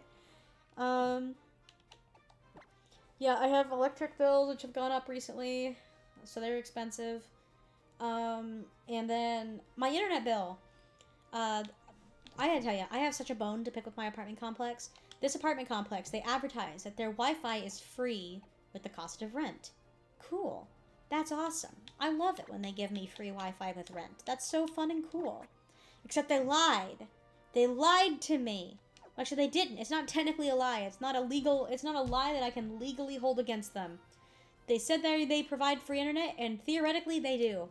It's just that the free internet they provide is so horrible, you basically are not having internet. I could not use Discord. I could only Google things. You couldn't stream anything. Their free Wi-Fi is abysmal and essentially unusable. So, oh, this is perfect. Psychic type. Let's see how Sunshine tanks this move. Ooh, that does a lot of damage. Super effective, though. Yeah, Sunshine's not going to survive another hit, though, so we're not going to risk that. can finish it off, probably. But yeah, so they lied. Their Wi-Fi is basically unusable. So I was very annoyed, because that was an expense I was not expecting to have. So I now have to pay $40 a month for internet, which in the grand scheme of things isn't that much. It's actually half the price of the internet in my old apartment. The apartment I lived in before this one, I paid $80 a month for internet, and there was no choice. The only thing you could pay was $80 a month for internet if you wanted to have internet. If you, like, that, at least with this place, I guess, you have options. You don't have to pay for the most expensive internet package. I just do because I want to be able to talk to my friends, and most of my relationships are currently online because my friends live in a different state. So I needed to have Wi-Fi good enough to do online games and hang out with my friends.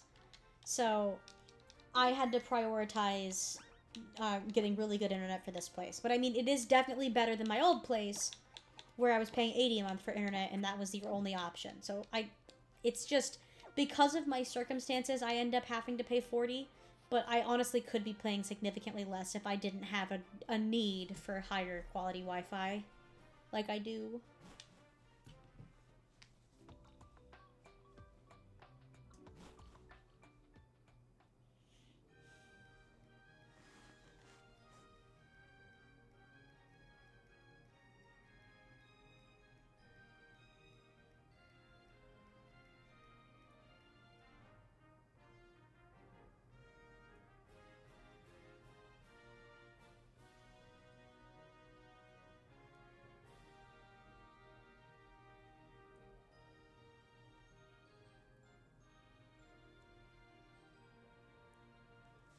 Sorry about that.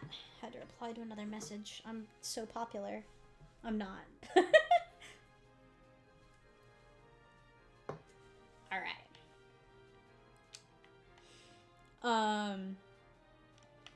But yeah. It's not like a crazy amount each month. It's better than my old place. My old place was really expensive though. Which, granted, my old place was a lot nicer than this one is. But I hated living in that town, so. And plus, I do not need something more expensive than what I currently have. This apartment meets all my needs. Could I live without the really loud neighbors? Yes, I could. But, you know, for $200 less a month, I will take it. Well, actually, wait, no, more than $200 less, almost $300 less a month. Because my old apartment was $1,300 a month, and this one is $1,025, I think. Well, I say I think. I know. I'm not stupid. I know how much I pay.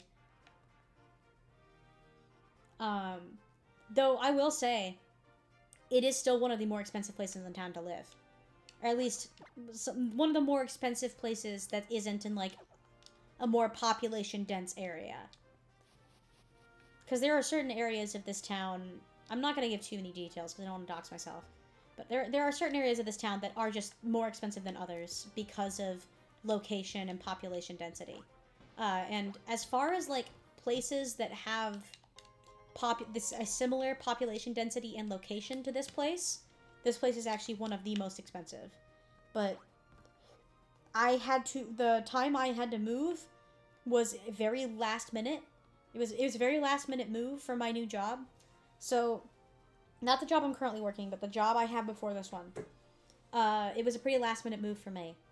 I had to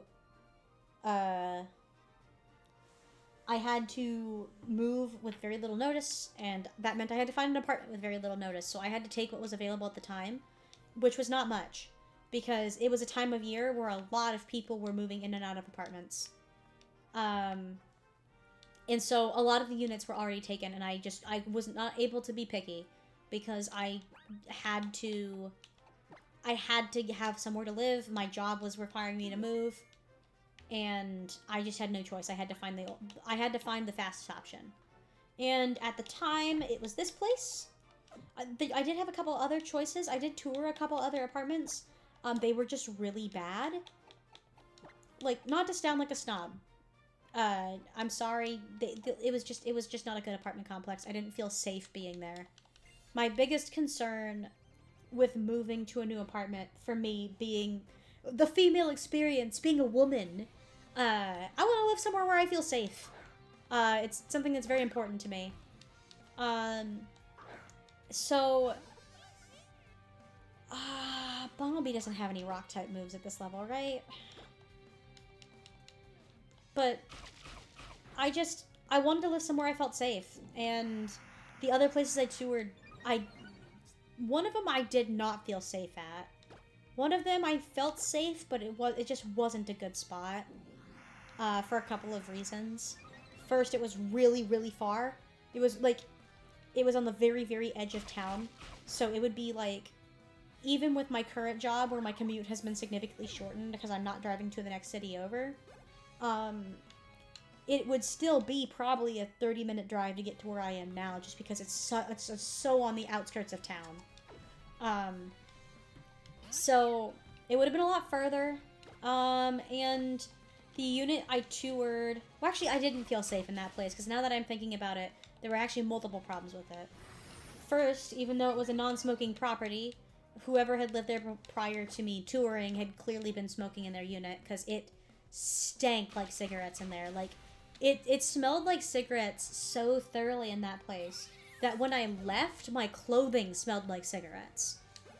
And I could never live, like, if you smoke, it's your decision, but I don't, and I can't stand the smell of cigarettes, and it just really icked me out, and it really put me off. Okay, no button touching this time. Not touching any buttons, except for this one button to say yes, evolve.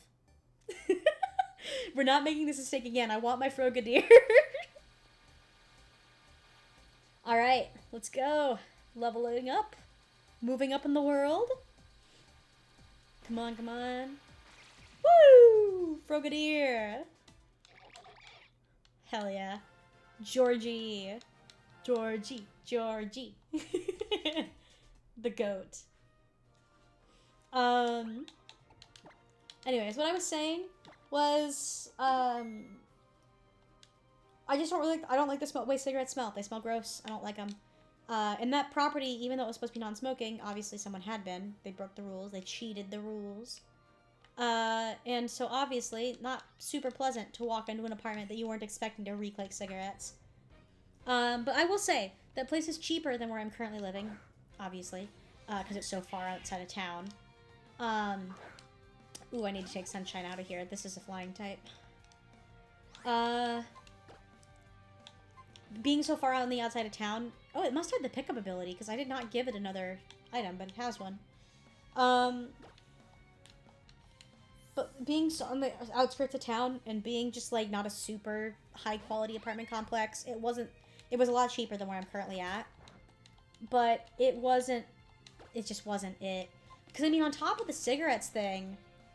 There was also the problem of the only unit they had available at the time was a ground floor unit, which initially I was not opposed to because my old place had been a ground floor unit, so it wasn't the first time I had lived on the ground floor. But the thing that made it different was this unit. It obviously had a door that opened into a hallway because it's an apartment complex, but then it also had a door where it opened to like a yard out back, like an outdoor patio area.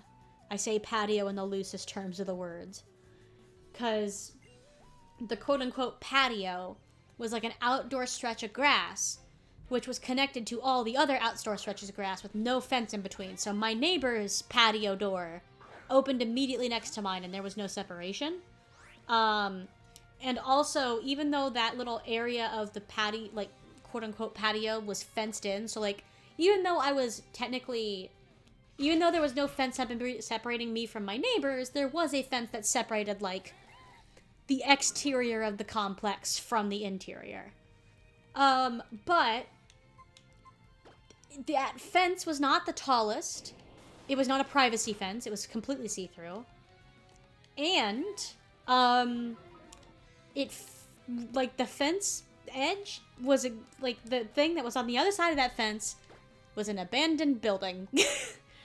And I don't know, having a patio door that opens into a place that not only is right next, like, immediately connected to all of my neighbors who I don't know, but also is backed up against an abandoned building on the very edges of town. That just doesn't feel safe. That does not make me feel safe. And if I recall correctly, that door also didn't have a lock. You just had to, like, do the thing where you put, like, a wood bar in the sliding door to keep it from opening. And I just did not... that was not it. I didn't feel safe. I wasn't gonna do that. So I passed on that place. It did have some amenities I really liked, though. Like, because the apartment didn't have a lot of built-in storage, you were offered a free out-of-apartment, like, storage area. Like, you know how some apartment complexes, like, you see this in, like, reality shows, but some apartment areas will have special storage areas where you can, like, rent an indoor storage spot. With this place, it came with a storage area that you could have. You could also pay extra for, I think, additional storage, but the apartment itself came with a small storage area, which would be really nice. And it was, like, a private thing as well, so I wouldn't have to share my storage with other people. So that was a really nice amenity that I wish that the current place I was at had. Because at this place I'm currently at doesn't have great storage at all. But so that was a really nice feature. I did like that they did that. It's just that the other stuff just made it feel like not the place to be. I just wasn't going to do it. So I ended up passing. The other place I toured, where I did not feel safe, was just... It was just a crappy place. I'm sorry. Again, I don't mean to sound stuck up or like a snob, but it was just a crappy apartment. The walls were, like, when I walked in, like, so they have, like... I had looked at these buildings online prior to going and touring. Or at least I had for my current place and the place I'm about to talk about, I had looked online before going. The place that I just talked about that smelled like cigarettes, I actually hadn't looked at that place online before I went. I had a bit of a meltdown where I realized, like, I had two apartment tours that get canceled on me. And I realized that with 2 apartment tours getting canceled on me, okay, I should start the story over from the beginning, honestly, because this is, like, there's some context that needs to lead up to this. So, the town I used to live in and where I currently live were a 3.5 hour drive apart. So when I was moving cities, I was moving 3 hours from where I was currently living. Meaning that if I wanted to tour apartments, it was a 3-hour drive to the city and tour. So what I did to optimize my apartment hunting was, as soon as I found out that this is where I needed to move, I immediately went and looked online. I went to an apartment website, looked at what was available in the town at the time, what was in my budget range, what had the amenities I was looking for. Because I'm picky. I will be the first to admit it. I'm kind of picky with apartments. I wanted in-unit laundry because I lived for years going to a laundromat and I hated it and I just don't want to do it anymore. And I also didn't want to do laundry that was, like, by floor, because usually you have to pay for those. And I didn't want to have to, like, carry quarters around to pay for on-floor laundry. And also, I don't want to wait my turn to do laundry. I want to be able to do laundry when I need it done and not have to work around other people's schedules and other people doing theirs. So I wanted my own in-unit. I wanted in-unit laundry, and I wanted a dishwasher because I hate washing dishes. It is the one chore I can't frickin' stand doing. I hate doing it so much. I would never voluntarily wash dishes. And so when I was looking for apartments, I plugged in that I really wanted a place with in-unit laundry. I really wanted a place with a dishwasher. And I also did not want to live in a certain area of town just because it's really busy there, and they didn't offer parking. That was the other thing. I needed parking with my car because I knew I was going to have to drive to work, and an apartment complex where I wouldn't have to pay for parking would be ideal. And because of where I'm living, that was something I had access to. Not every area in town, but I did have access to apartments that had free parking that I wouldn't have to, like, pay for a garage spot. So I was like, okay, these are the things I need. So I went online, did some research on some units, found a couple of places in town that seemed decent. I originally wanted a 2-bedroom place, even though I am living just me, because I wanted to be able to have a separate office from my bedroom. When I was an undergrad, I had access to an apartment that was 2-bedroom, and it was really nice having a separate workspace from your, like, sleeping space. It made things, like, I don't know, it just felt nicer to have that kind of separation. But I also wasn't opposed to a 1-bedroom place. I didn't really want to do a studio, but I wasn't opposed to a 1-bedroom. But I looked at a couple like 2-bedroom units. I looked at a couple 1-bedrooms. Options were super limited. But I scheduled a couple of tours. I think I had set up 4 or 5 apartment tours the day I was planning to drive all the way here for the touring. So I scheduled like 5 tours, 4 or 5, something like that. I scheduled that many, and then I think it was 4. I scheduled 4 tours, and I drove to town, and I got here, I went to my first tour space, and the property, like all the properties in town are not owned by local landlords, they're owned by like company landlords, and so they have like a management office that's separate from the actual units itself. So I called the management office, and I was like, hey, I'm here for my tour at this time. The website gave me the instructions to call you. And she was like, okay, one moment. And she put me on hold for like a really long time, and I was kind of getting weird because I was like, why am I being put on hold for so long? And then she came back and she was like, hey, so how did you book this tour? And I said, I used the website booking option. Because when I was looking at apartment tours, I was doing it really late at night and was not able to call to book it. So I was using the website. And she was like, oh, okay. So, our apartment, like, our online tour system is actually broken right now. So you don't have an appointment. And because the only unit that's coming available is a unit that currently has someone living in it, we can't give you a tour without giving them 24 hours notice. It's like legally we're not allowed to give you the tour because they have not been provided enough notice. And I was like, fuck, okay. So I can't tour the apartment. So she told me basically that one of the places I was planning to tour, and then she was like, did you schedule any other tours through our apartment complex, like through our apartments without, like through the online portal? And I was like, yeah, your company owns 3 of the places I was planning to tour. So she looked into it, and as it turns out, only one of the bookings actually went through. So I was expecting to tour 4 apartments when I got there that day, and then that number dropped to 2. And I was like, fuck, what if I don't like either of those 2 apartments? What am I going to do? I have to move, but I also don't want to be stuck in an apartment that I don't like just because I ran out of options, you know? So I started to freak out.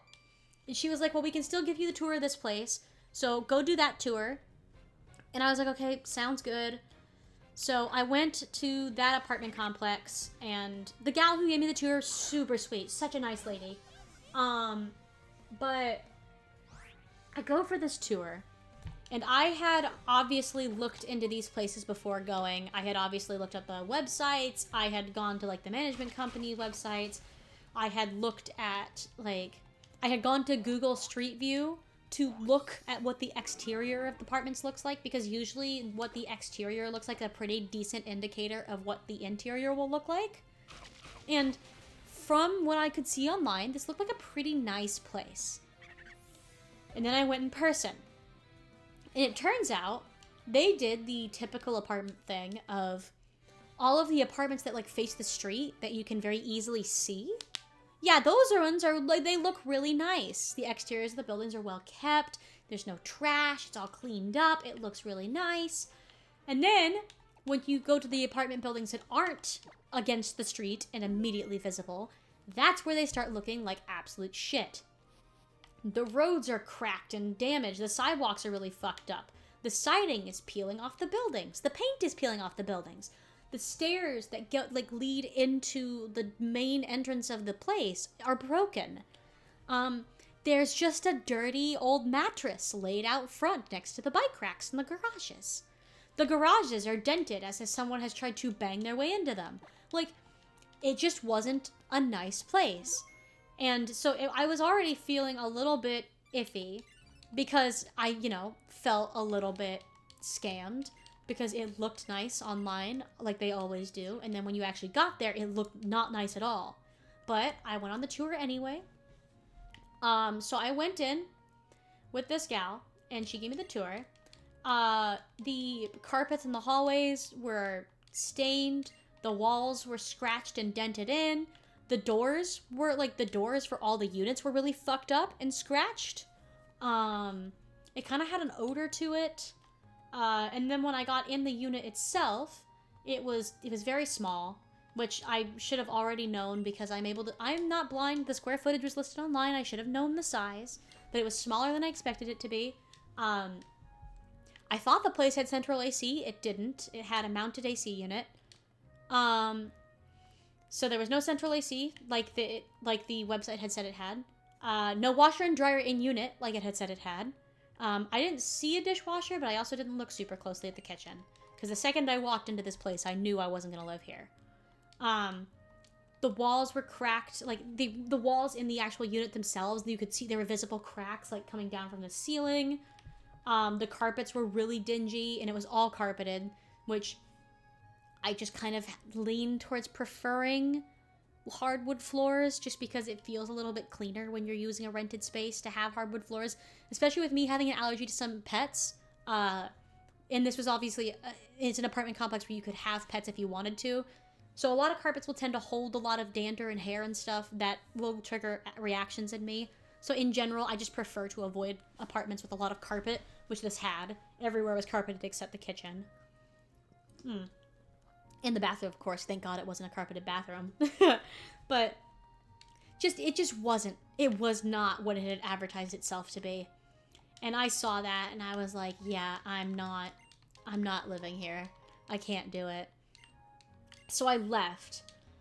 And because I had been expecting to go on 4 tours and not 2, I had like scheduled my tours within a certain amount of time. So I had my very first tour that I'd scheduled for the morning, and then an hour later I had another, and then an hour later I had another, and then I gave myself an hour break to eat lunch and just settle and with my thoughts, and then I had my last one scheduled. But because things had gone so awry, I was like, shit, now I just did this apartment tour, and I have like 4 hours until my next one. What am I gonna do for 4 hours? And I was freaking out. So I took a little drive around town and looked for some places that had like just signs up that looked like they were pretty decent apartments. And then I went online. I went online and looked to see if they had any vacancies. And then I also called a couple places and asked if they had any available units for touring. And that's when I managed to set up my second tour, which was the place that smelled like cigarettes. So, like... Sorry, I need to take another drink. My throat is so dry.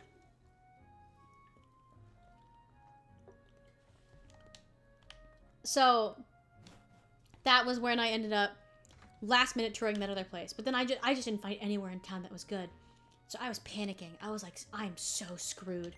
Like, all these Pokemon... Like, not Pokemon, sorry. All of these apartments suck. Like, what am I going to do? I only have 1 tour left. What if this place is just as bad? Which, thankfully, this place, while being quite a bit more expensive than the other places, it is nice. It is livable. I felt comfortable here. I was like, okay, thank God. I can actually, like, do this. I can actually live here. But it was a very stressful day. It was really bad.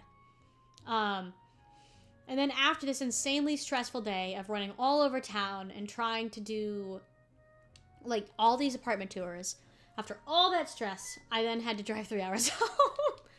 It sucked. I was not happy. It was not a good time. But at least I found a place to live.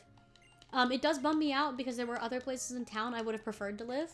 Because, like, this town actually has pretty decent public transportation, specifically through buses.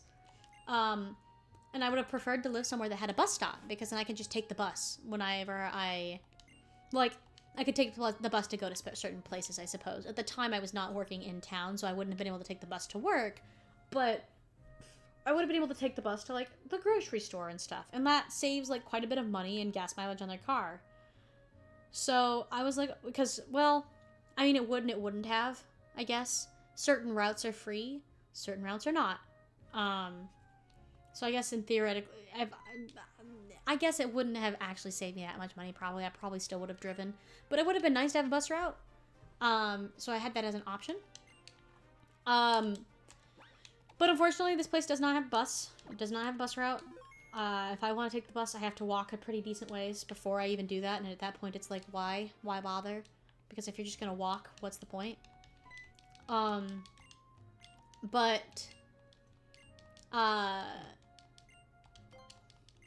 sorry, I got distracted there. They're gonna give me a berry tutorial. But I would have preferred a place that was on a bus route. That would have been nice. I also would have preferred a place a little bit cheaper. Because this apartment is, like, it's not insanely expensive. It's just, it's cheaper than most apartments are.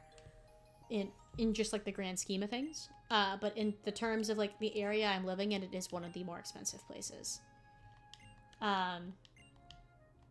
I did actually consider for a while moving to a different place. I actually, like, recently...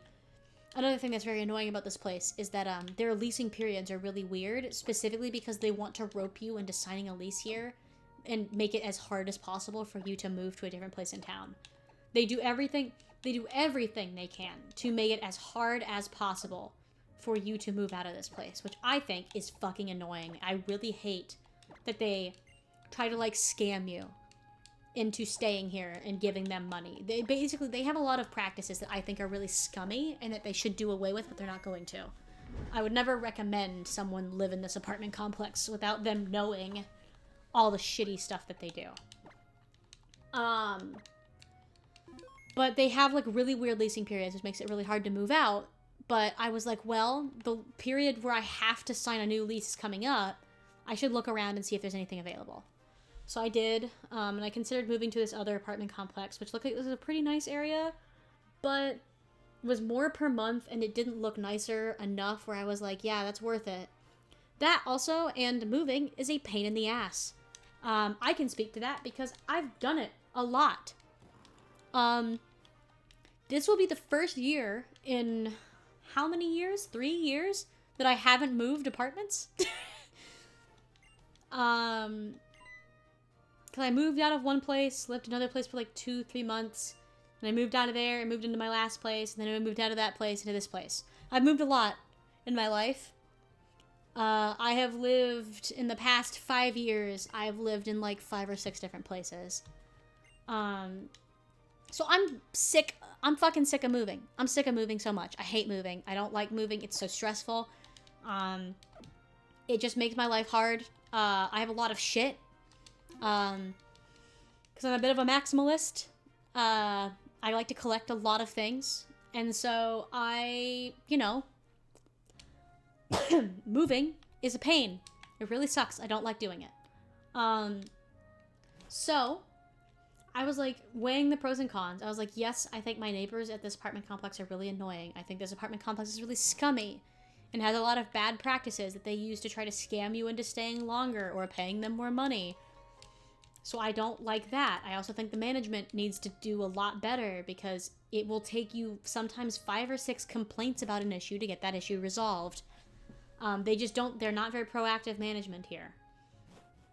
So I was like, maybe I could, but I looked into it and it wasn't worth the stress or the extra money, and I just decided it wasn't gonna happen. But it was something I did consider for a little while. My hope at this point now is just that my neighbors will move. Because they're... Honestly, the biggest problem I have at this point is my upstairs neighbor. My neighbor on the one side isn't my favorite either. Because even though it's a non-smoking complex, he does smoke. And he smokes on his balcony, which means the smell blows into my apartment. Okay, so we're going to the palace. I gotcha. And so, like... it just, my neighbors blow smoke into my apartment, which I do not like. Obviously, I don't think there are very many people who would ever like that. And I dislike that my upstairs neighbor is really loud. He walks really loud, he screams at sports games, and I can say he, I know it's a he, because I've heard him screaming at the games. And if it's not him, it's one of his friends. Either way, annoying. And also, he blasts insanely loud music all the time. It drives me crazy. I don't like him. I really hope he moves.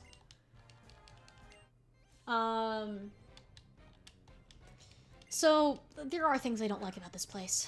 And I think that once I finish up my stuff here, like after I've worked for a few years, after I finish my degree, I think I'm out of here. I do not see myself staying here for any longer period of time.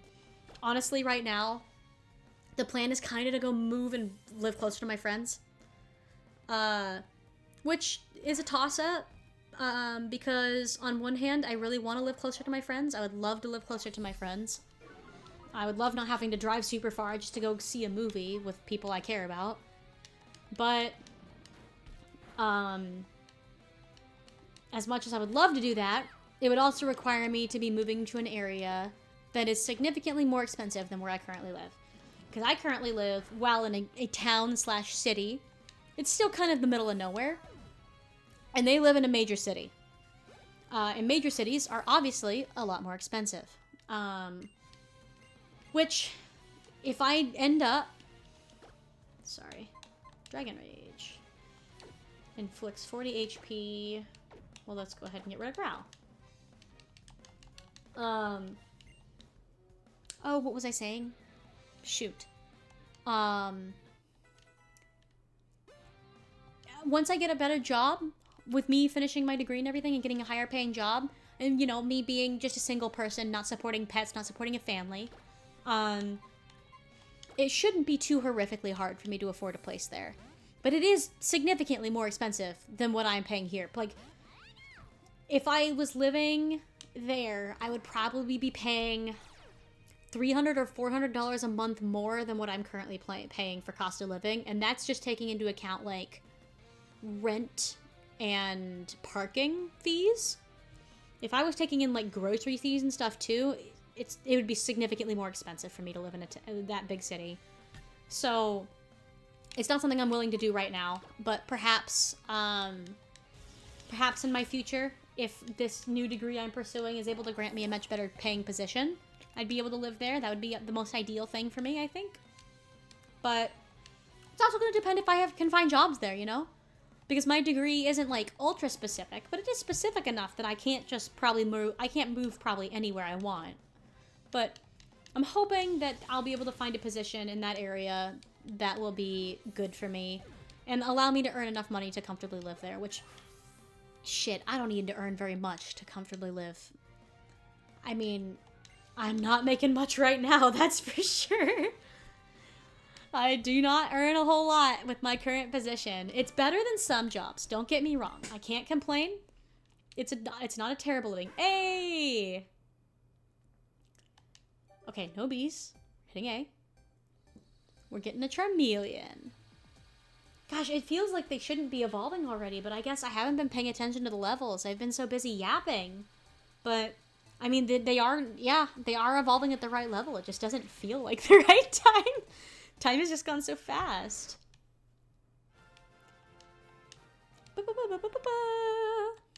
Alright, Charmeleon. Can I be honest? I don't like this. I don't like that Charmeleon sprite. I think it's kind of ugly. But yeah. Ideally, I would like to move to that city once I've completed my degree and am hopefully able to secure myself a job there. But the one thing that is nice about cities, being that big, a lot of job opportunities, hopefully. So I should have a lot more space to go and do something like that. So I'm hoping it will work out. It'd be nice to live closer to everyone. I hate having to drive super far. But at the same time, it's better than my old situation. Before I had to drive 6 hours to visit my friends. Now it's only 3. So it's closer, at least.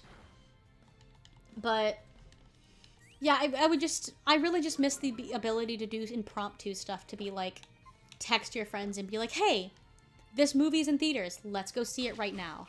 Or, I want to go grab dinner out on the town tonight. Who wants to come with me?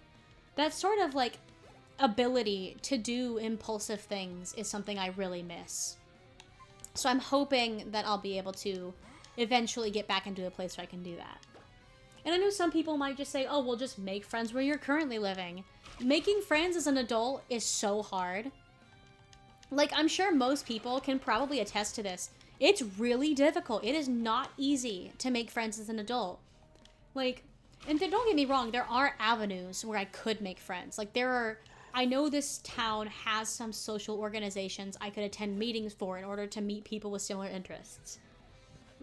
But the problem with it is that while, yes, there are places in town I could go to meet people with similar interests, it's something you have to have, like, the energy and time to do. Because this may come as a surprise, but I actually am a very introverted person. I get extremely worn out by social interaction. Socializing makes me exhausted. And, like, with me yapping for 2 hours on stream, you probably would be surprised by that. But that's because this is the first time I've talked to anyone today. I haven't spoken to another human being today whatsoever. And so I do get burnt out socially very quickly. And when I spend an entire day at work where I'm constantly interacting with people, sometimes when I go home, I just don't want to deal with the social interaction of going and speaking to other people, even if they are people who I might have a lot in common with and get along with really well. So it does make it harder for me to, like, find the energy to go and do that. Well, that, and then there's also the thing of, I have this kind of weird FOMO thing of, I want to go meet new people, but what if I miss hanging out with my already established friends while I'm off meeting new people? Which is a really dumb thing. I really shouldn't be holding myself back with that, because my friends are around. I can hang out with them online anytime. And these social events are only once a week, or if even less than that. So, like, I really shouldn't be having that fear. But it's an unfortunate thing I do have to struggle with sometimes. And then the other thing, the absolute slam dunk defeating thing to me is I am a very awkward person. I am awful at meeting new people. I am one of those people who needs a much more extroverted friend to introduce them to a group of friends. My current group of friends I have, the only reason I have them is because one of my buddies, when I met them at college, was wearing a Dragon Ball Z hat the first day I met him. And I was like, hey, that's an anime. I know what an anime is. So, anime, huh? You have an anime hat. That's cool. And because he was significantly more sociable and charismatic than me, he invited me to their friend group. And I was basically able to make all the friends I have right now because I managed to give a compliment to the kind of person who is better able to integrate me into a social group. But, like, without having someone there to kind of give me that in to an already established friend group, or without someone there to, like, invite me into a conversation, I'm really just not good at meeting new people and making friends. I do want to start taking more effort to doing that, to meeting more people and doing more fun things with them. But it's a lot harder when you're an adult. When you're in college, it's really easy. When you're an adult, it gets significantly harder. Which, that's just something I would offer to anybody who's watching this who might be high school or college age. Please, if you are in that age area and you are attending college or high school and you are someone like me, make your friends now. Because the friends you make in college, it's so much easier to meet people in college than it is afterwards. And, like, it's not saying you can't do it. It is not impossible to make friends as an adult. But it is significantly harder. It takes significantly more energy out of you than you would think. So I would recommend that if you are able to make friends in undergrad or, like, in high school and then maintain those relationships as you get older, that would honestly be my recommendation. It makes your life so much easier. And, like, having these if I didn't have these friends from college that I currently have, even if I live far from them, I genuinely don't know what I would do because it is just so much harder to make friends as an adult. But I am very fortunate that I do have opportunities to make friends now that I am an adult, and I need to stop squandering those opportunities. So I am going to, at some point, make an effort to actually go out and do these things. Go to these social events, meet people, do more participation. It's just that there's some other things I need to work on with myself first. And one of those things is that I'm awkward.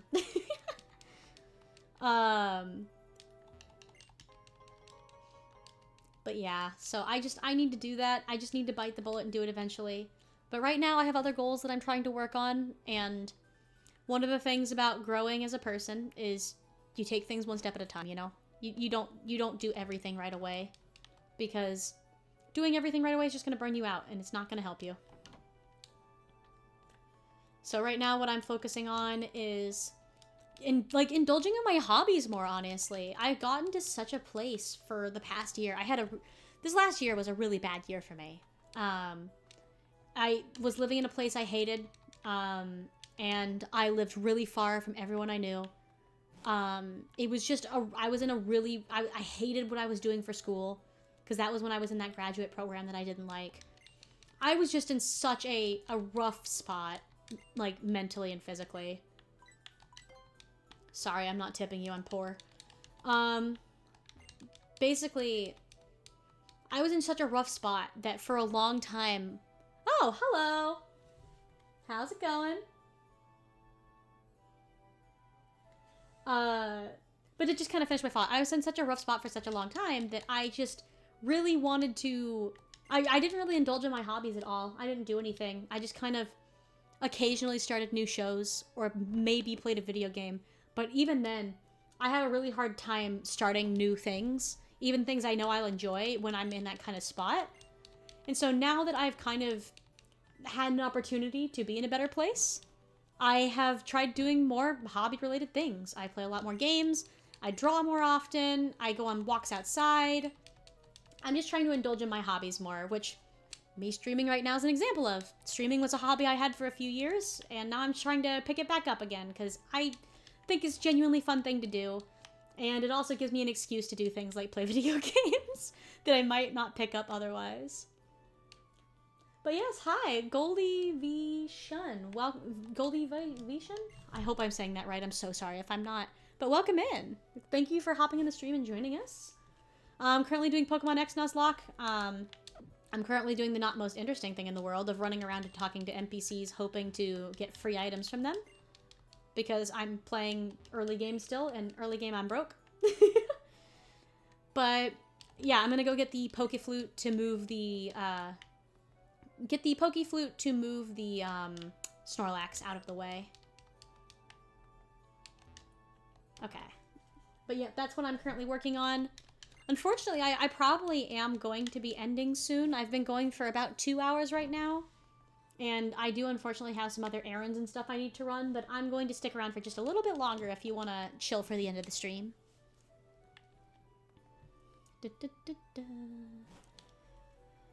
Well, this is the balcony. I need to go find the outside so I can get to the Furfrou. I need to go find this guy's Furfrou, so I'm gonna go do the Furfrou puzzle. But yeah, hope you've been having a nice day. Hope it's been enjoyable for you. Well, chill. Very nice. Thank you so much for joining. I'm trying to remember how I get outside of this place. I always get turned around in buildings like this. I'm trying my best, but I'm not good at directions. Oh, it's probably, you know, the giant doors that are right here. Bro, I don't want to talk about it. It's been a pretty good stream so far, as like, Pokemon Nuzlockes go. I haven't lost anybody. Got some more members of the team. Had some evolutions. I got my 3rd bug type, so I don't know if you saw my last stream, but I've caught many a bug type in this playthrough. I originally had Nibbles and Sag, which were my Burmy, and my Scatterbug. My Scatterbug evolved into a Spupa, but I also moved it out of my party and into a box because I've just caught other Pokemon, and as far as Pokemon go, Spupa is not exactly... Yeah, are you a bug enjoyer, or are you calling me a bug enjoyer? Because here's the thing, I do like bug types, but this is a Nuzlocke. I'm not catching these by choice. Because I do generally like bug-type Pokemon. The problem is that they're just not super great for a playthrough like this. I like to have a decent spread of types in my party, and having 3 bug types, especially 2 of them being mono bug, was not the move. But I caught a combi here. It was a female, which I'm very happy about, because that means I can get a Vespiquen. Vespiquen. And it's also dual type, flying bug, so it's not just a mono bug like my other 2 were, which is really nice. So I've got Sunshine as my new addition. I still have my Burmese Sag in here. You enjoy the bugs too? Awesome. Honestly, the thing that does make me sad is I looked up a list of available Pokemon in X and Y, and my favorite bug types are in the game, but I have not encountered them yet. I'm not sure where exactly you do encounter them. My favorite bug types are... I love Sawaddle, Swadloon, and Leavanny. That's my favorite bug type line. I think they're very cute, and I really like them. So I've caught all the bug types except the ones I want. But I had a Burmy. I also still have my Pyroar, who's almost level 20 now, though honestly Pyroar might be getting swapped out soon because I actually have another fire type now. I have Sparky, my Pikachu. I have Georgie, my starter, my Frogadier now, not a Froakie anymore. And then I have Rin, who is my Charmeleon. Surskit and Cutiefly, those are both excellent choices. They're both really cute. I always get, the thing that I think is very funny with Cutiefly is it's very easy to forget how small Cutiefly is. Until you see it in a position where it's, put next to something in perspective. It's so tiny. Like, when I play Pokemon Go specifically, I think is what really highlighted to me how small Cutiefly is. Okay, I probably should get around to doing this puzzle. HM cut. Oh, cool. I got my cut. The smallest boy is so true. So tiny. I specifically, from the Leavanny line, like Swadloon the most. He just looks like such a cozy little fella. He's just such a cozy little guy, and I really like that. The only thing that's so unfortunate about enjoying bug types so much is that they make very little merch of bug types, honestly. Criminally underrated bug types are. Like, I really would love to have a plush of Swadloon, but they just don't sell them anymore. They sold a couple. They sold, a Sitting Cuties plushie, and then they also sold, a decently big, Mochi-style plushie of Swadloon. Which I didn't buy at the time of release, because it was expensive to have it shipped from Japan, because it wasn't being sold in the US. So I decided not to buy it, and I'm still kicking myself over that, because it used to be, a $40 plushie, and then it was, an additional $20 or $30 for shipping. But now you can't find that plush for less than $100 anywhere. So I'm really kicking myself for not buying it when it first released, because it really screwed me over. Okay. So now we gotta do the Furfrou puzzle. Yep, Okay. Yep. Okay, Furfrou puzzle. Yeah, it's really unfortunate. It bums me out that that's the way it is. Here's what we're gonna do. We're gonna have Shauna stand right here. It really is a bummer. And the thing with the Sitting Cuties plush is that they do sell in the US, through the Pokemon Center website. But the problem with that is they haven't restocked it in ages. So I just can't get it. Okay, what am I gonna do here? Oh, I know what to do, actually. I know how to go about this. Yes. Come down here. Here. But yeah, it's really unfortunate. They give all this love to people who like things like Charizard, man. Where's the love for Swadloon, bro? Yeah, I know. I want you to wait over here now, Shauna. The other Pokemon I really like is Noivern. Noibat and Noivern are another favorites of mine. Really like those guys. Which, again, not a line that gets a lot of plushes on Maidens, sadly. I do have merch of Pokemon outside of my favorites. I have, even on my desk right now, I have a couple things. I have, a little Venusaur nano block that I put together. I I have a friend of mine got me a couple 3D printed things because he works at a store with 3D printers, and they're constantly making test prints. And so whenever they have some that he thinks I'd like, he grabs them for me. So I have 2 Gengars and a Jigglypuff from that. Oh, and a Ditto as well. Oh, and an Eevee.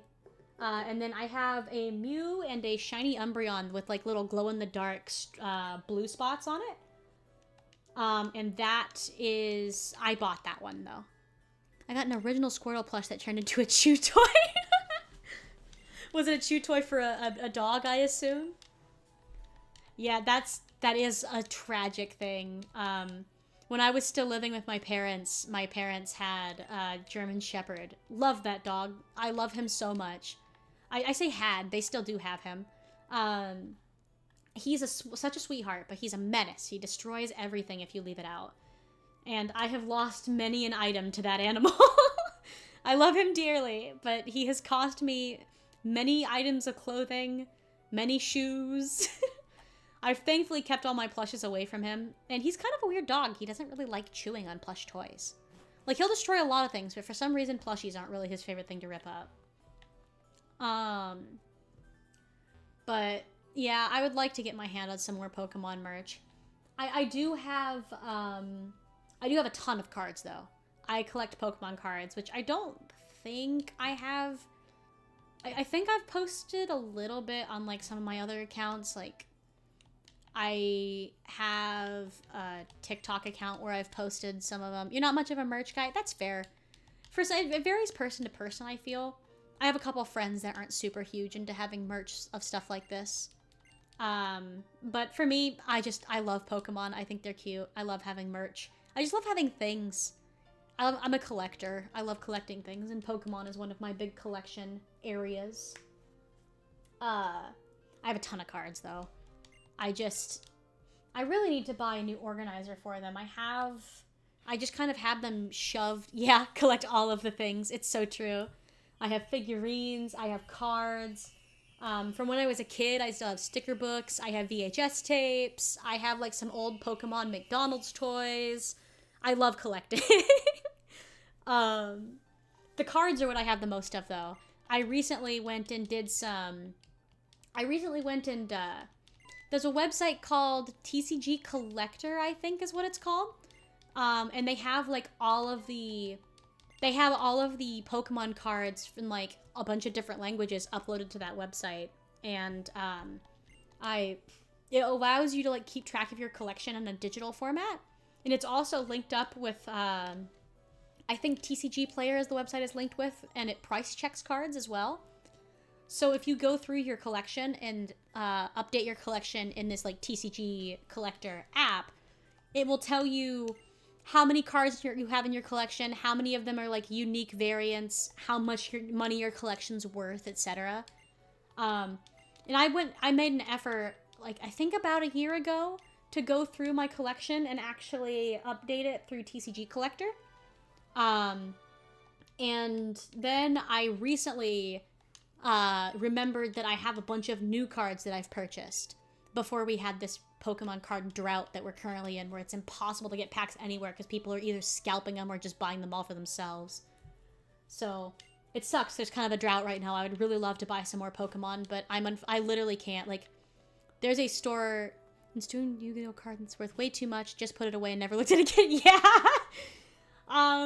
That's the thing with a lot of my cards, is being a collector, I don't want my cards to get damaged, and displaying them or playing with them ruins them. So all of my cards are just in top loader, hard plastic cases, stuck in a bin, and hidden away from the sunlight and all view, because I'm so scared of them getting damaged. I do pull them out every once in a while to show them off to friends, or just to, take a look at them myself, because I do love my cards.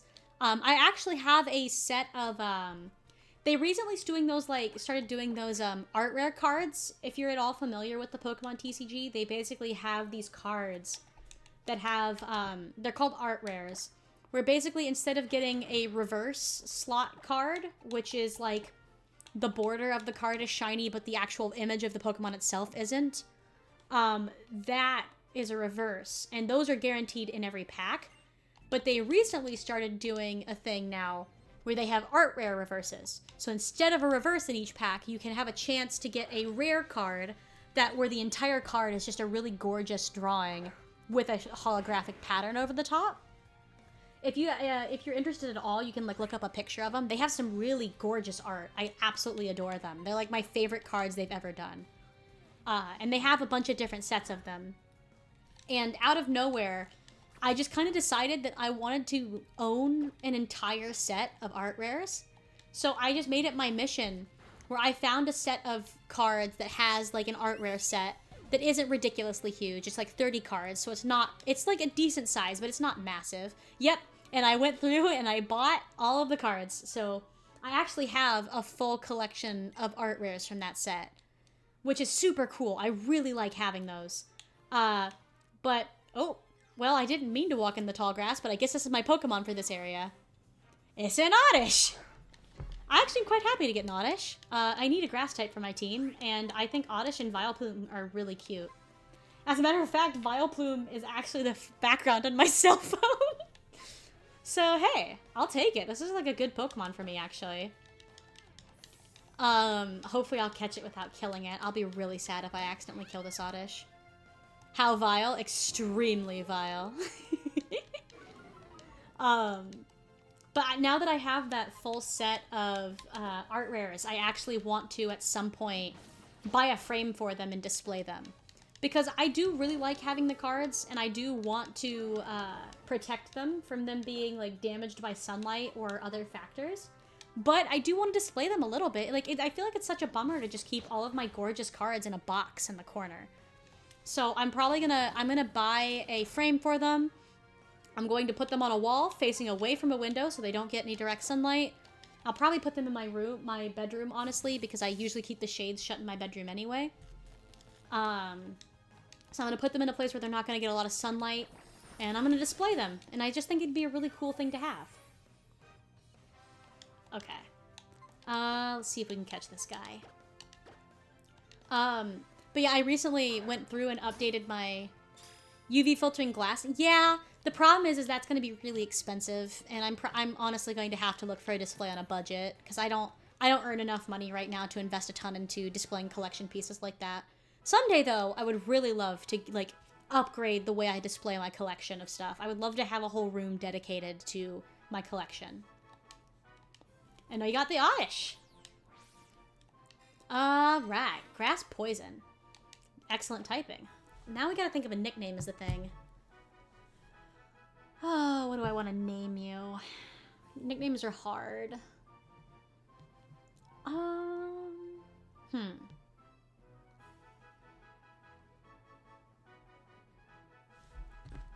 This name makes no sense, but I'm calling her this anyway. Her name is Olive.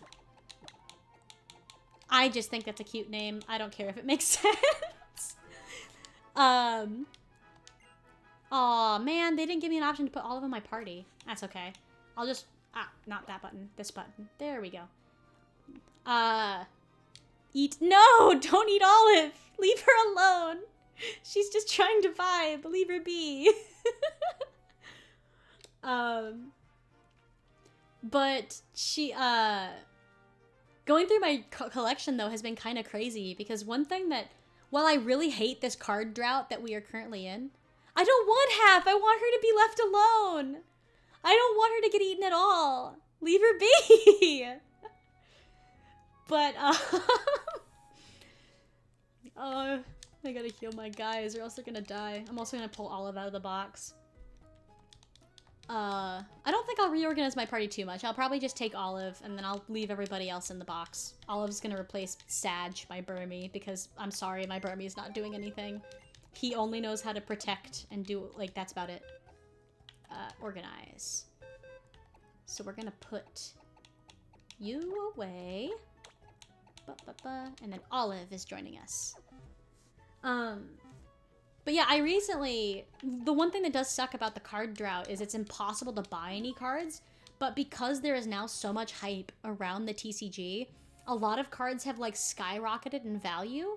So some of the rares I have actually gotten significantly more expensive and valuable now that there's been such a drought.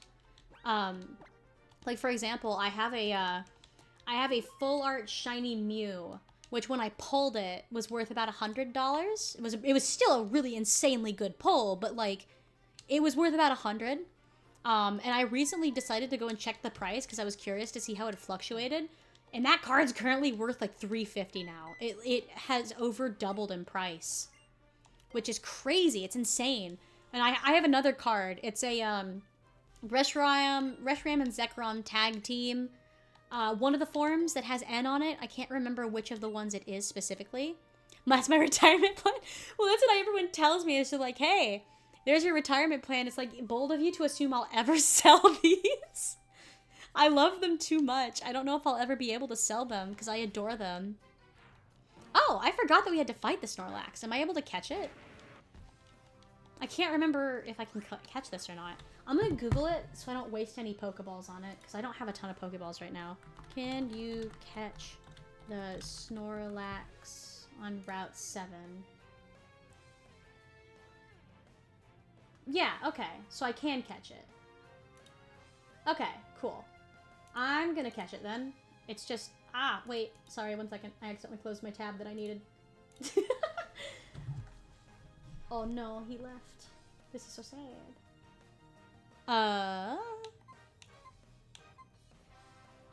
Alright, but I'm gonna go ahead and catch this guy. I don't really super need it. Oh, that didn't do much damage at all. And now it's doing defense curl. This is so sad. This is so unfortunate. We're gonna catch the Snorlax. Flambe. Hopefully we'll be fine. Oh, paralysis is so annoying. Let's see. Ember is still special though, so that should bust through that defense curl that he did. Oh, great. Cool. He raised his special defense now. That's awesome. That's so fun and cool and fresh and cool. Ah, but he's burned. That's hopefully not going to kill him, because I'd like to catch him. He wouldn't be a terrible Pokemon to have on the team. Alright, well, let's Ember one more time. The burn will do a decent bit. And then how are we looking on health for... What do you mean he has a berry? Come on! Alright, well, he's currently burned. I'm gonna try a Pokeball. I have a Great Ball. I could try that. Let's try a Great Ball. Let's see if we can catch him, because he's not super low health right now, but he does have... Okay, nope. Sad. Okay. It's fine, it's fine, everything's fine. We'll just let the burn knock his health down a little bit further, and I'll hit him with another Ember. Sad indeed. Tragic. Another defense curl. Okay. But that burn, while it makes me a little nervous because I don't want the Snorlax to get killed, the burn actually is helping because this guy is like kind of notorious for having really annoying defense. Let's try Pokeballs this time and see if we can do anything because I only got one Great Ball left. Okay, 1, 2. Man. Okay, we're gonna try one more time. I think he can only take one more burn damage before he dies. So hopefully we can get him in this one. I mean, he's got low health and a status condition. Hopefully that's enough. I don't know, though. It's kind of a risky thing. Ah, no! We might have lost him. Oh, he just barely lived. Okay. We've got this. We've got this. One more. Come on. If this doesn't catch it, that's just ridiculous. He's got like a sliver of health and he's burned. He's gotta go. Yeah? Woo! Snorlax acquired. Alright. Very nice. Definitely need to take my team to the Pokemon Center, though. That was kind of a tough battle for my Charmeleon there. Alright! Snorlax, Snorlax. Chonk acquired, and Chonk shall be his name. Absolute unit. Woo! Chonk has been transferred to Box 1. Alright, caught the Snorlax. Oh, and now we're gonna get Lucario to come say hi? No, it's the Furfrou. That's who it is. It's like, it's gotta be one of two Pokemon.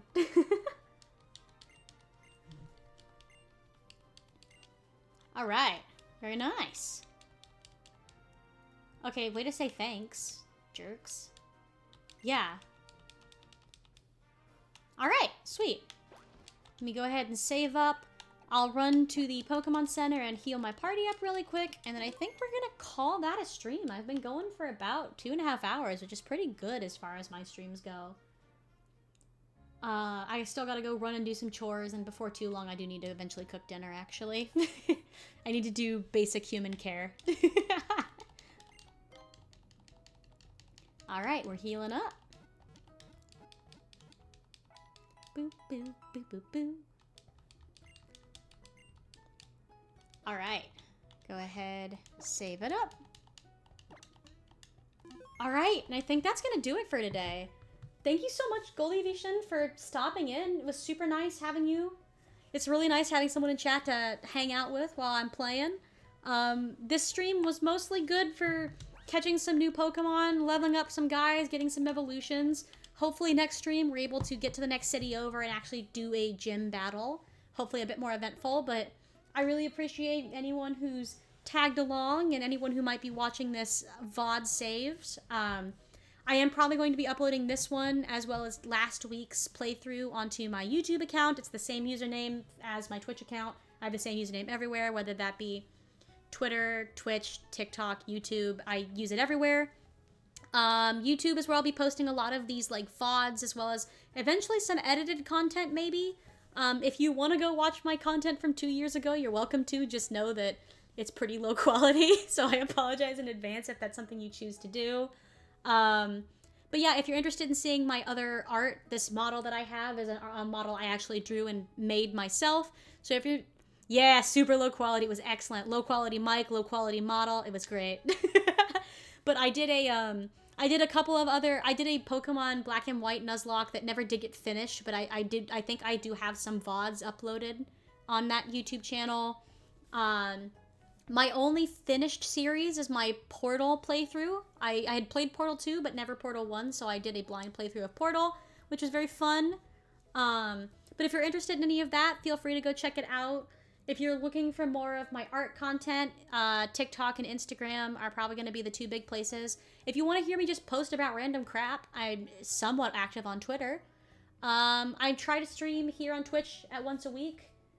I did not do the co-op campaign for Portal. I have not done that yet. I do want to do that at some point, but I haven't yet.